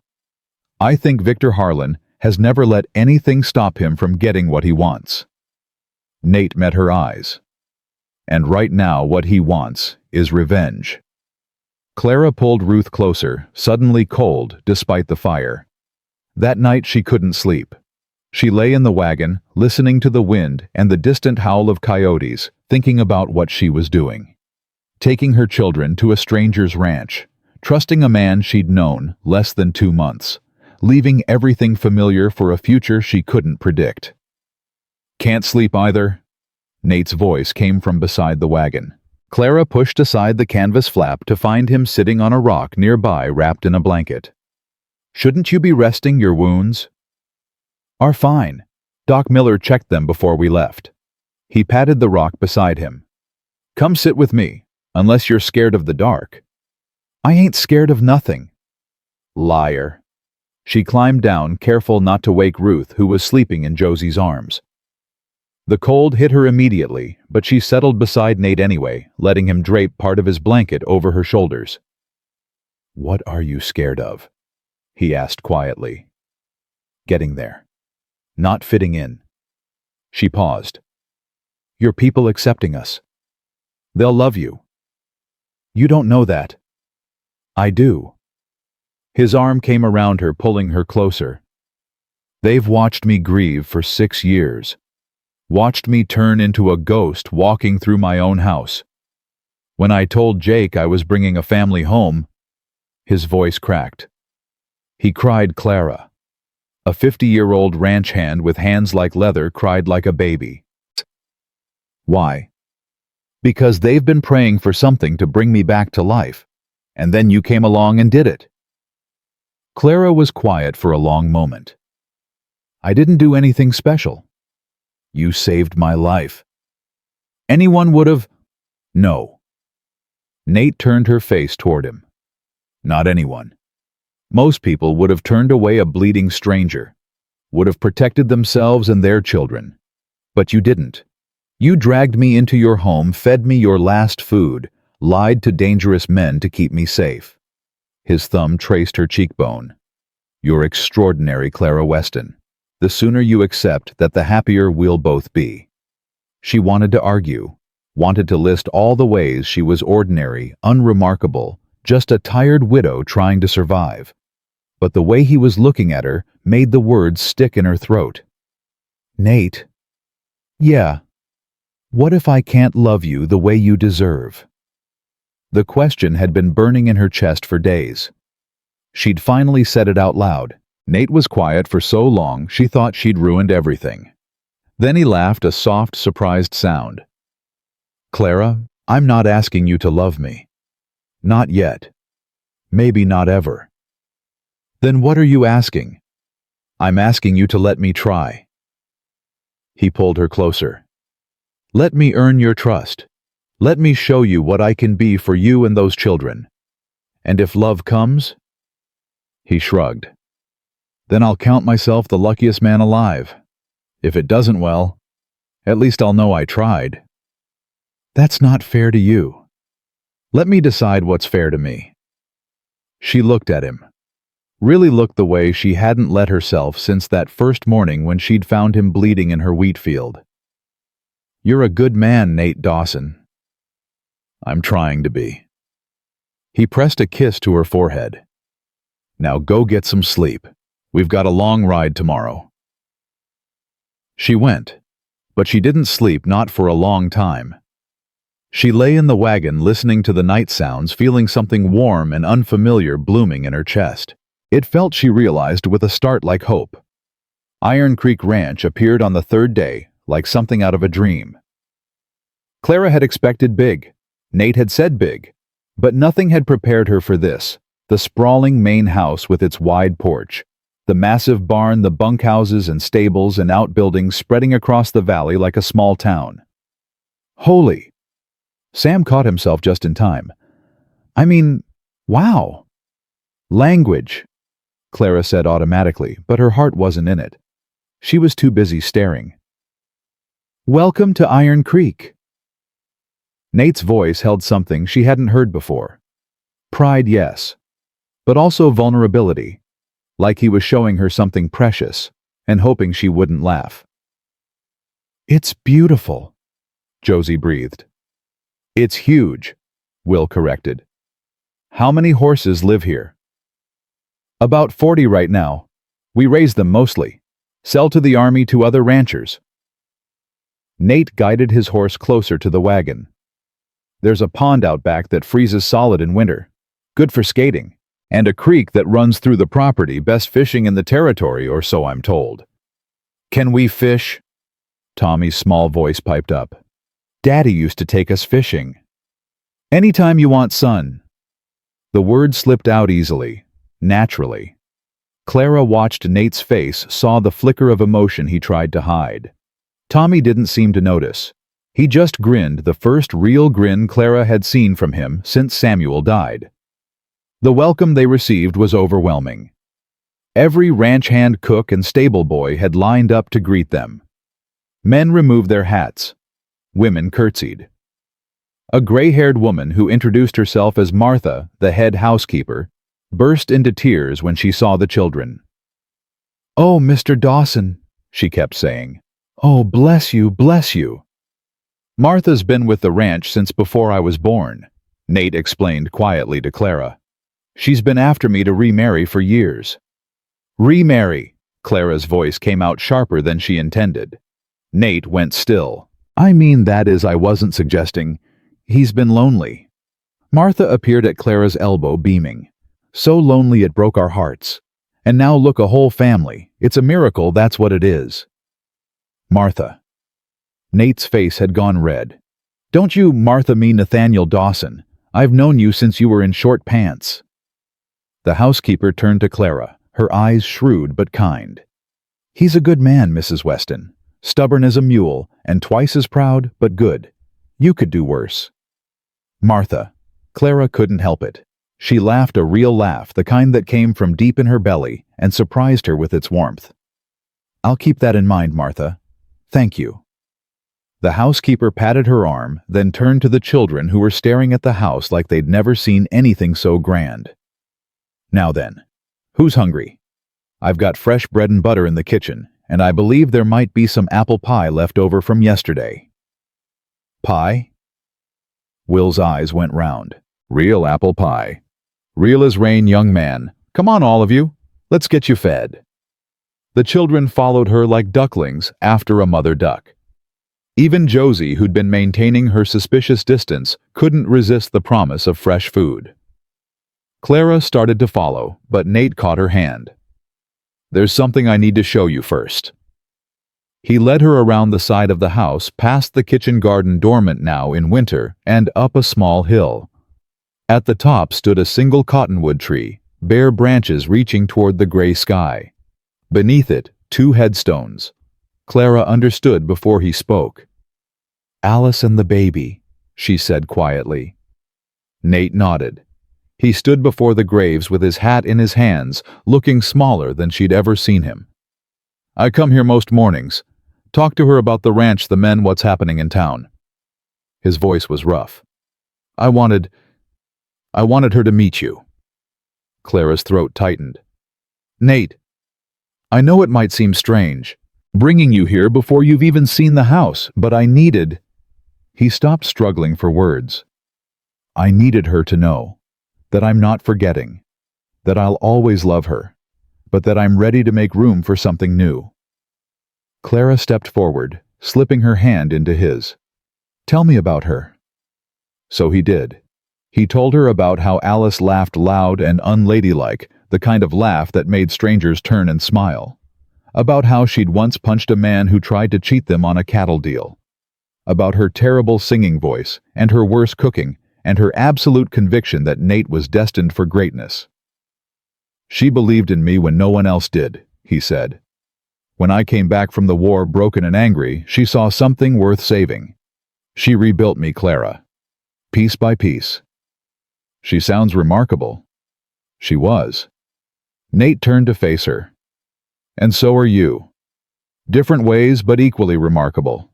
I don't want you to ever think you're competing with her memory. There's no competition. You're both miracles, just different kinds." Clara looked at the headstones, at the carved names, the dates, the simple inscription that read, "Beloved wife and mother." "I'd like to bring flowers," she said. "In the spring. Would that be all right?" Nate's breath caught. "You'd do that. She's part of your family. Your family is becoming mine." Clara squeezed his hand. "That means she's part of mine too." Nate pulled her into his arms, holding her tight against the cold wind. She felt his shoulders shake, felt the dampness of tears against her hair. "Thank you," he whispered. "Thank you." They stood there for a long time, 2 broken people finding something whole in each other's arms, while Alice's spirit watched from somewhere beyond the gray winter sky.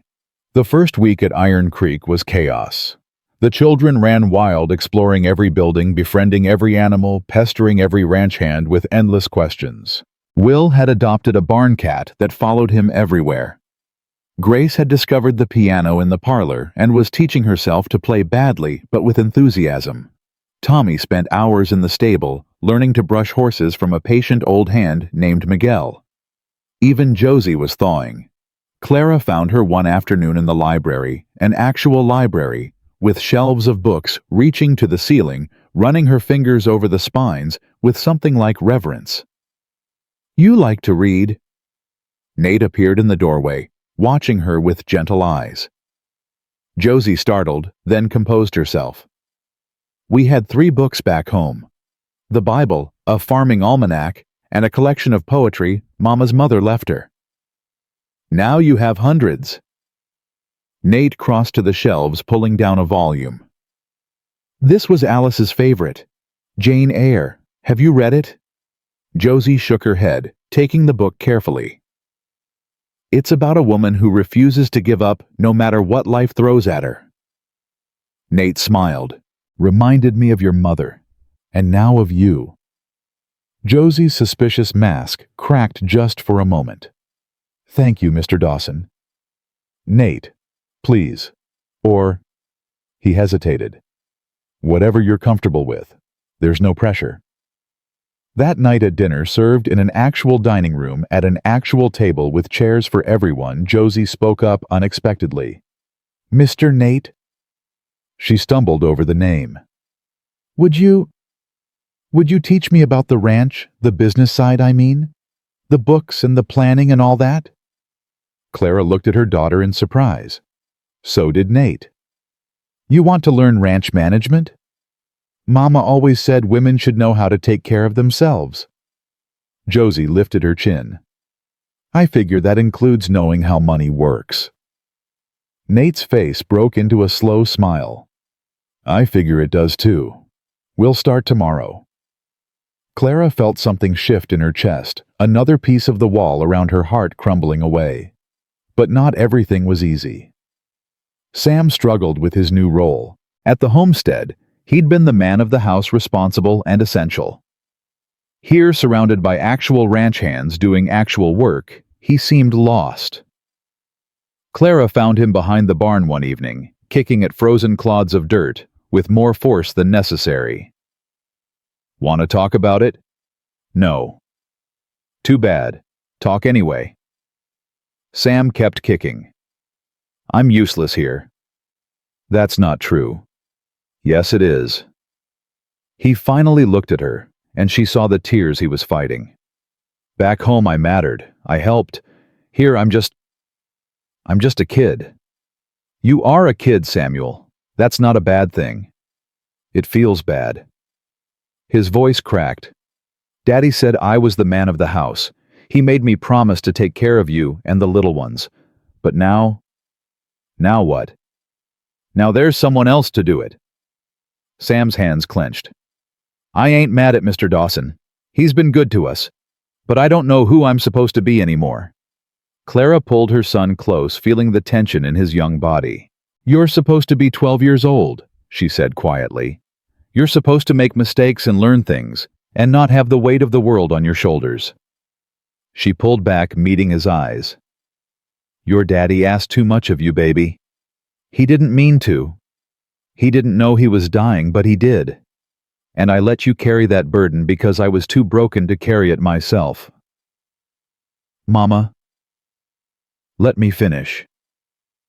Clara cupped his face in her hands. You did everything your daddy asked and more. You took care of us when we had nothing. You were brave and strong and good. But you don't have to be the man of the house anymore. You can just be Samuel. You can just be my son. The tears Sam had been fighting finally fell. He collapsed against Clara, sobbing the way he hadn't since the day they buried his father.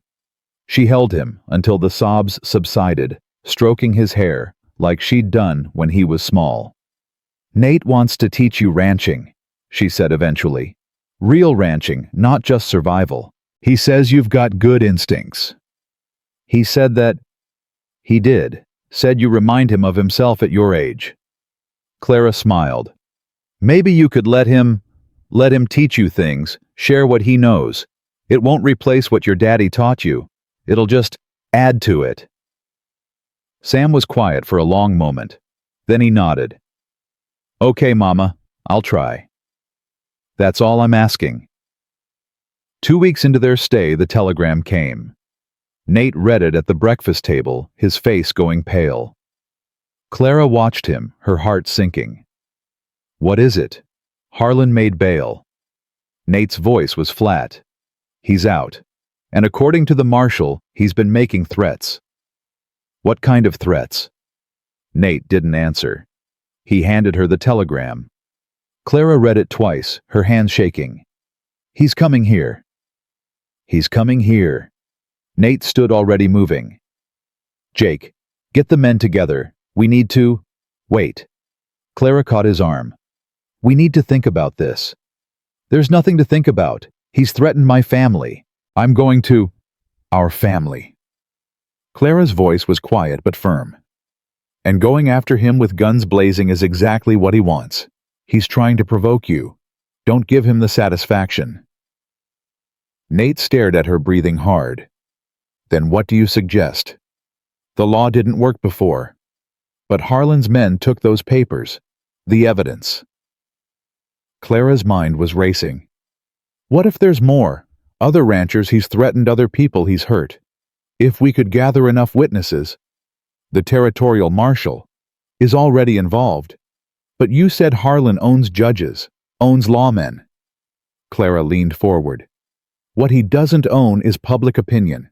What if everyone he's ever wronged stood up at once? Too many voices to silence. Nate was quiet, considering. It could work, he said slowly. There's a ranchers association meeting next week in Cheyenne. Half the territory will be there. Then that's where we make our stand. Clara met his eyes. Together. Something passed between them, not just agreement, but recognition. Partnership. The thing Nate had promised back at the homestead. Together, he echoed.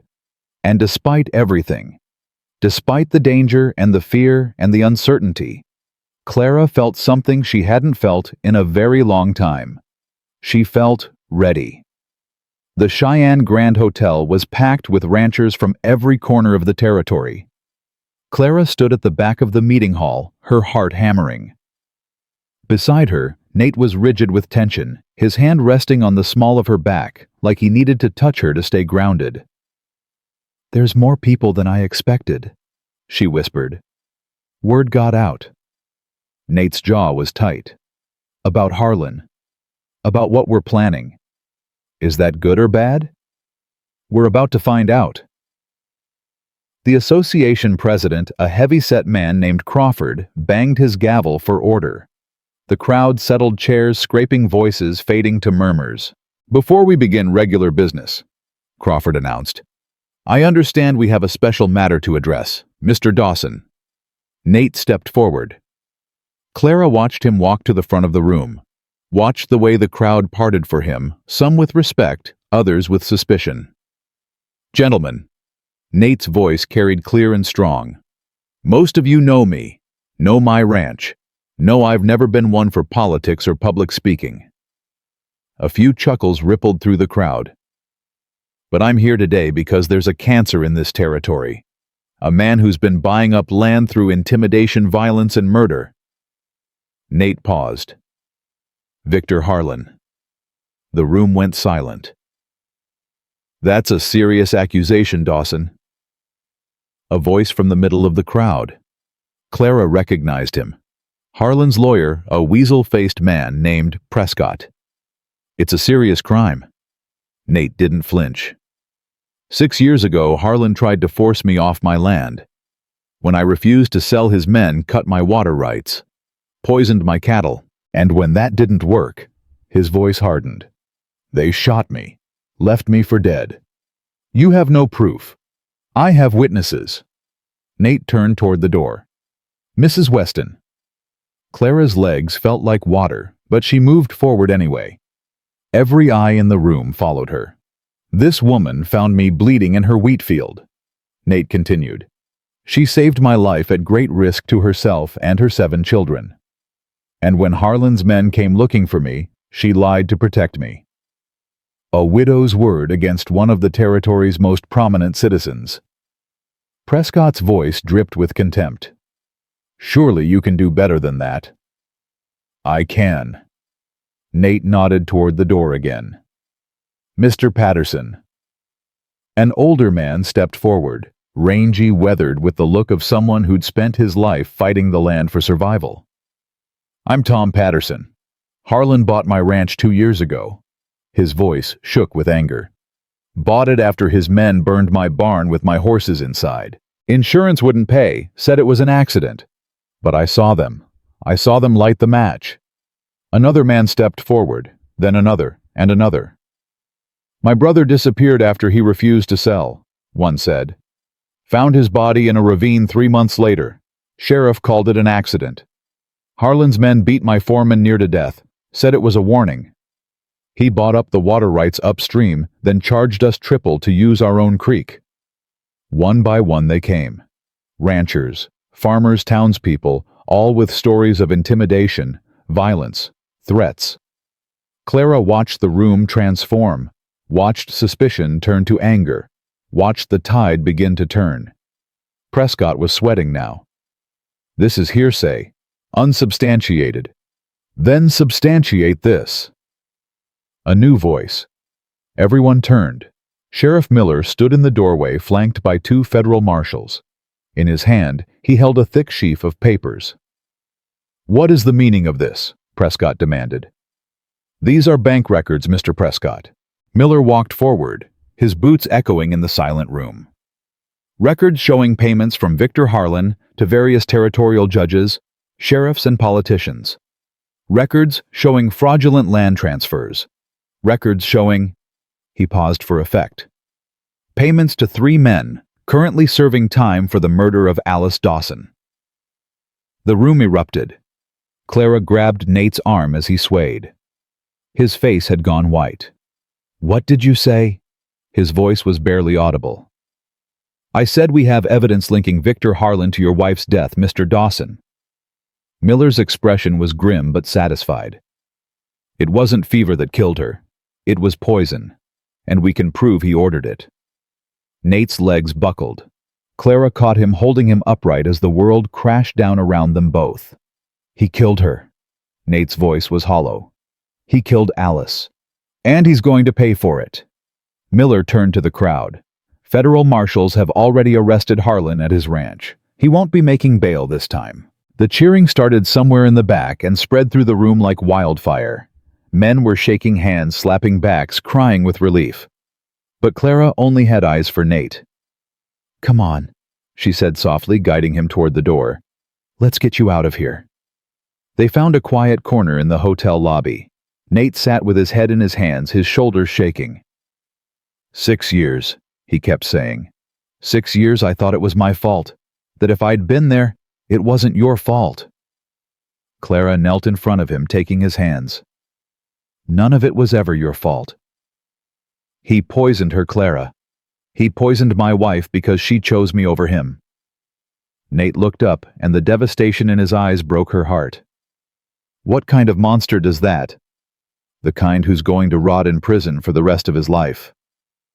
Clara gripped his hands tighter. "He took Alice from you. Don't let him take anything else." Nate stared at her. Slowly, the devastation gave way to something else. Grief, yes, but also release. The weight of 6 years of guilt lifting from his shoulders.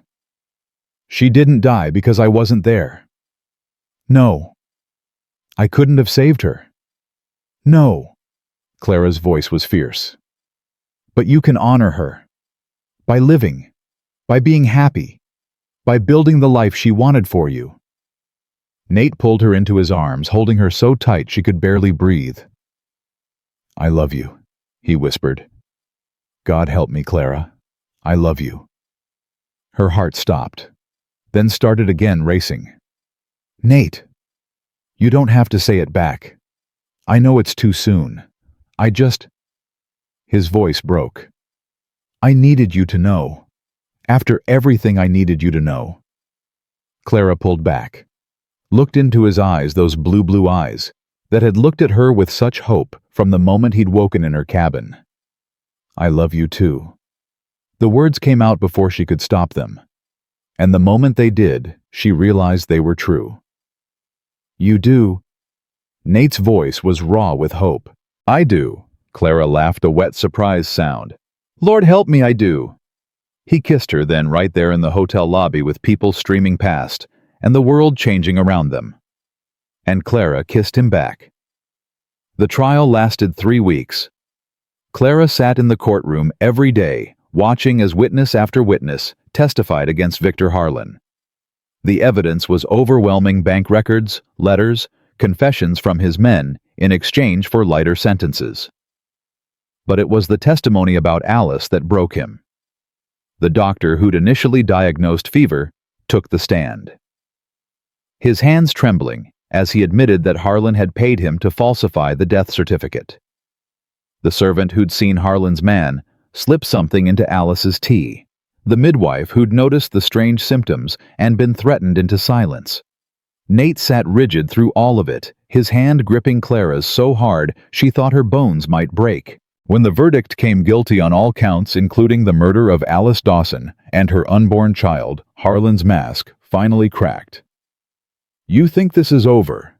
He turned to Nate as the marshals led him away. "You think you've won? I'll get out. I'll find you. I'll make you watch while I—" "That's enough." The judge banged his gavel. "Get him out of here." But Harlan wasn't finished. His eyes found Clara in the crowd. "You," he spat. "You ruined everything. A worthless widow with a pack of brats. I'll see you all in—" The marshals dragged him out before he could finish.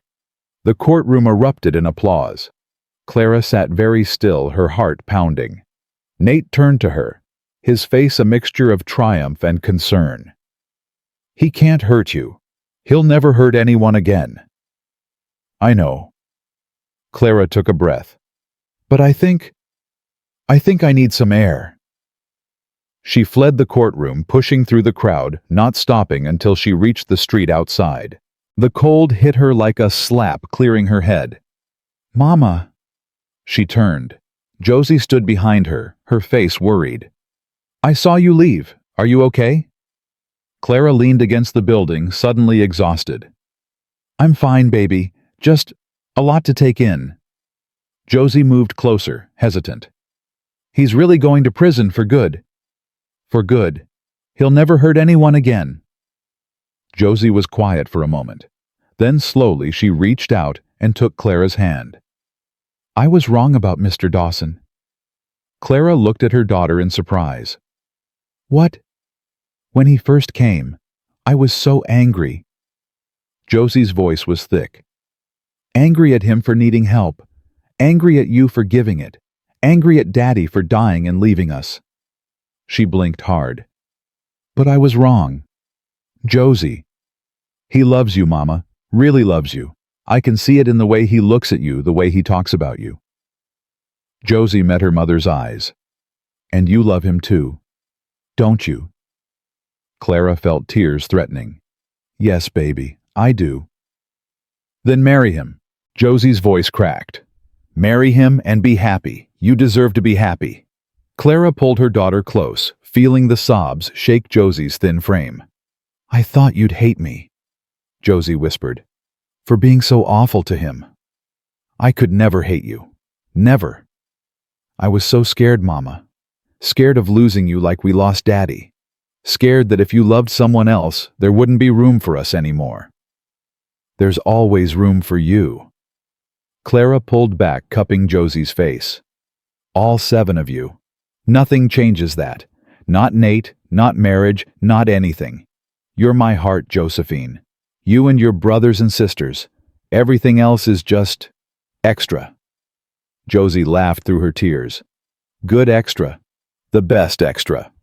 They stood there for a long moment, mother and daughter, healing something that had been broken since the day they buried Samuel Weston. "Mama." "Yes, baby. I think I'm ready to call him Papa." Clara's breath caught. "You are. Not to replace Daddy. Never to replace Daddy." Josie's chin lifted. "But Daddy's gone. And Mr. Daw and Nate is here. He loves us. Takes care of us. Isn't that what a papa does?" "That's exactly what a papa does." "Then that's what I'll call him." Josie paused. "If he's okay with it." "I think he'll be more than okay with it." Clara smiled through her tears. "I think you might just make him the happiest man in Wyoming." The adoption hearing was held 2 weeks after Harlan's conviction. All 7 children stood before the judge, scrubbed and dressed in their finest clothes. Martha had outdone herself, making sure each one looked respectable enough for the territorial courthouse. "Mr. Dawson." The judge peered over his spectacles. "You understand the gravity of what you're asking. These children will legally become your heirs. Your responsibility, your family." "I do, Your Honor." Nate's voice was steady. "And there's nothing I want more." "Mrs. Weston, you consent to this arrangement." Clara stepped forward, her hand finding Nate's. "I do. These children deserve a father, and Nate Dawson has proven himself worthy of that title 10 times over." The judge turned to the children. "And you, all of you, consent to being adopted by Mr. Dawson?" "Yes, sir." Sam spoke first, his voice strong. "Yes, sir." Josie followed. One by one the others echoed them. Maddie's quiet, yes, Will's enthusiastic one, Grace's shy whisper, Tommy's solemn nod. Even baby Ruth in Martha's arms at the back of the courtroom seemed to coo her approval. "Well then," the judge almost smiled. "By the power vested in me by the territory of Wyoming, I hereby grant this petition for adoption. Nathaniel Dawson is now the legal father of Samuel Josephine Matilda William Grace Thomas and Ruth Weston. He paused. Or should I say Dawson? Weston Dawson. Nate spoke up. If it please the court, Your Honor, we'd like them to keep their father's name alongside mine. The judge's eyebrows rose. That's unusual. Their father was a good man. He deserves to be remembered. The judge looked at Clara. Something softened in his stern face. So ordered. The children will henceforth be known as Weston Dawson. He banged his gavel. Congratulations to your new family. The courtroom erupted. The children swarmed Nate, nearly knocking him over with their enthusiasm. Papa! Will shouted. You're officially our papa. Officially. Nate's voice cracked as he tried to hug all 7 of them at once. Officially yours. Clara stood back watching her children. Their children now celebrate with the man who'd stumbled into their lives bleeding and broken and somehow become everything they needed. Nate looked up, his eyes finding hers over the chaos of small bodies. Marry me, he mouthed. Already said yes, she mouthed back. I mean now, today.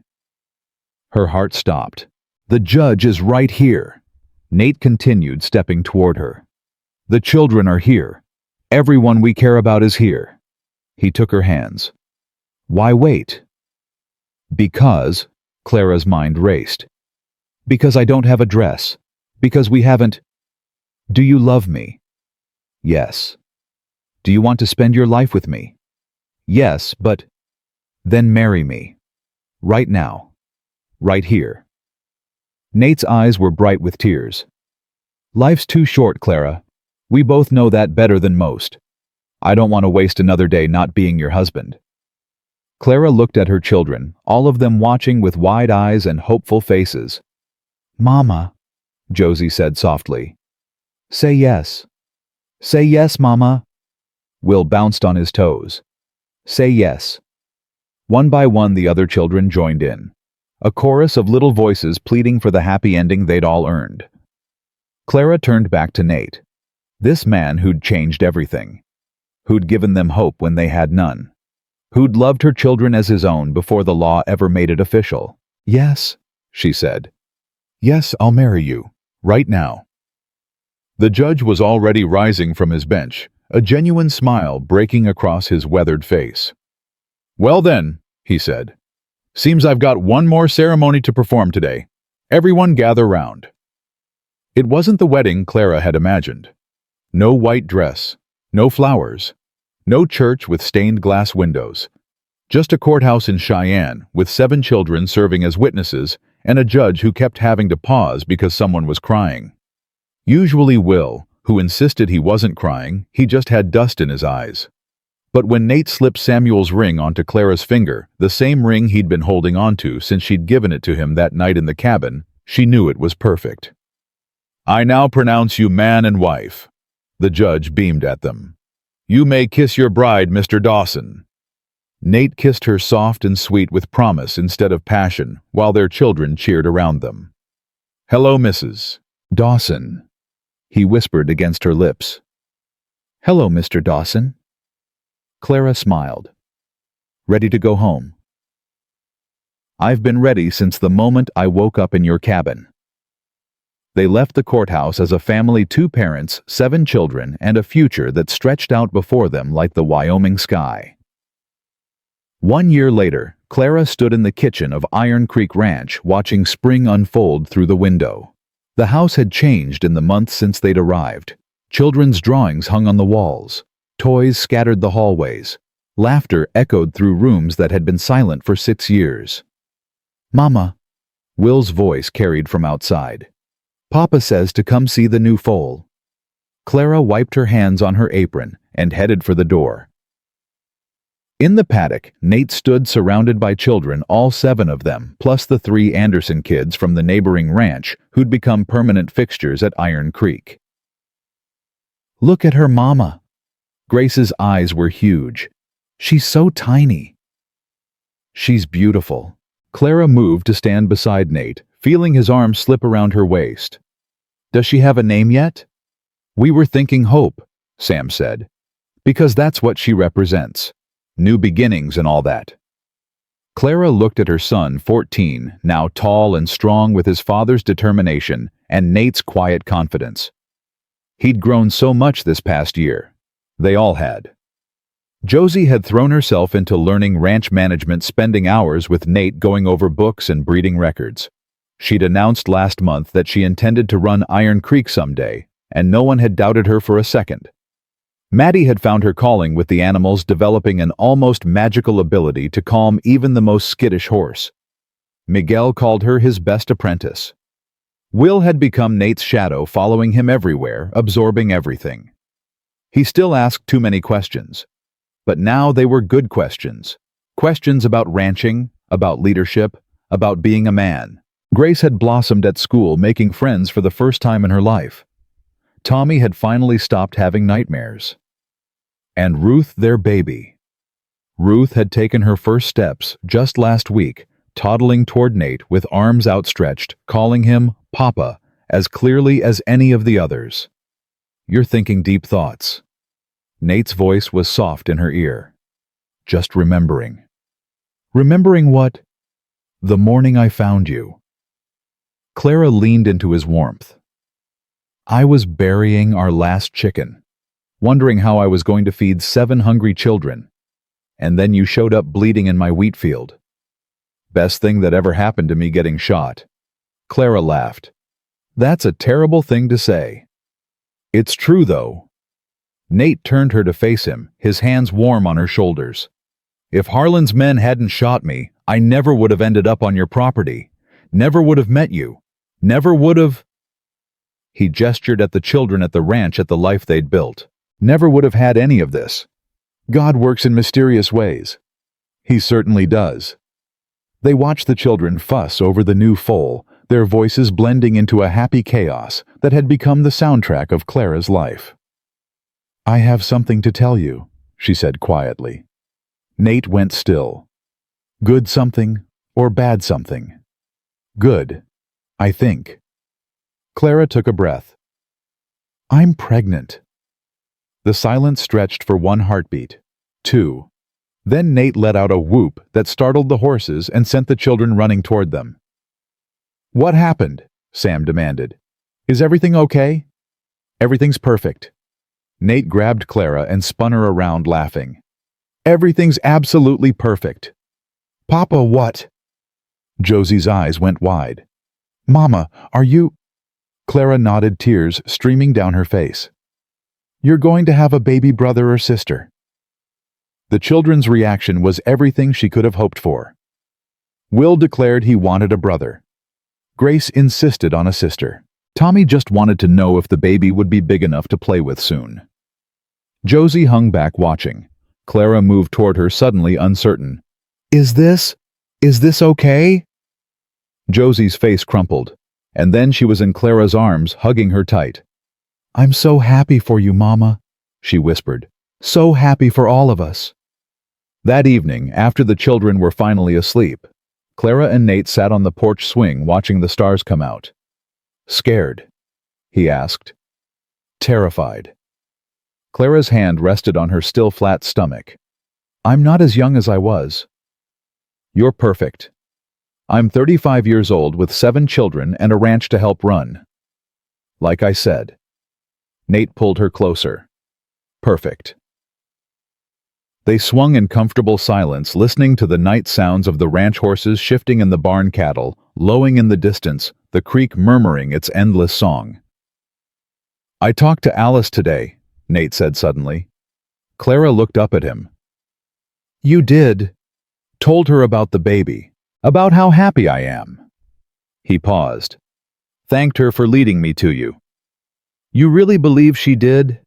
I believe something did. Call it God, call it fate, call it a dead woman looking out for the man she loved. Nate's voice was thick. I almost died in your wheat field, Clara. By all rights I should have, but I didn't, and every day since then has been a gift. Clara reached up, touching his face. You're a good man, Nathaniel Dawson. I'm trying to be. He kissed her palm. You make it easy." The baby arrived in October, squalling and red-faced, and absolutely perfect. They named him Samuel for the father Clara's children would never forget, for the man who'd built the foundation that Nate was building upon. "Samuel Nathaniel Weston Dawson," Clara whispered, holding her newborn son. "That's a lot of name for such a tiny person. He'll grow into it." Nate sat beside her on the bed, his finger tracing the baby's tiny hand. "Look at him, Clara. Look at what we made." The children crowded around, each taking turns meeting their new brother. Will declared him acceptable, though he'd hoped for someone big enough to play with immediately. Grace proclaimed him the most beautiful baby in the whole world. Tommy asked if they could keep him. But it was Josie who surprised them all. "Can I hold him?" Clara placed the baby carefully in her oldest daughter's arms. Josie looked down at the tiny face, and something shifted in her expression. The last remnants of the angry, grieving girl she'd been when Nate first arrived, finally falling away. "Hi, Samuel," she whispered. "I'm your big sister. I'm going to teach you everything. How to read and ride and run a ranch." She looked up at Clara and Nate, her eyes bright with tears. "And I'm going to tell you about your grandfathers. Both of them. So you never forget where you came from." Clara felt Nate's hand find hers, felt the squeeze of his fingers, the warmth of his love, the solidity of the family they'd built from loss and hope and stubborn determination. Outside, the morning sun was rising over Iron Creek Ranch, painting the Wyoming sky in shades of gold and pink and promise. A year ago, Clara had been a starving widow with 7 hungry mouths to feed, burying her last chicken in the frozen ground. Now she was a wife, a mother of 8, a partner in one of the territory's most successful ranches, surrounded by children who'd learned that love could grow from grief, that family could be chosen as well as born, that hope could bloom in the darkest winter if you were brave enough to plant it. She'd saved a dying stranger because it was the right thing to do. He'd saved her right back. And together, they'd built something neither of them had dared to dream alone, a family forged in hardship, tested by fire, and held together by a love strong enough to outlast any storm. Clara Weston Dawson looked at her husband, her children, her newborn son, and smiled. This was what redemption looked like. This was what second chances could become. This was home.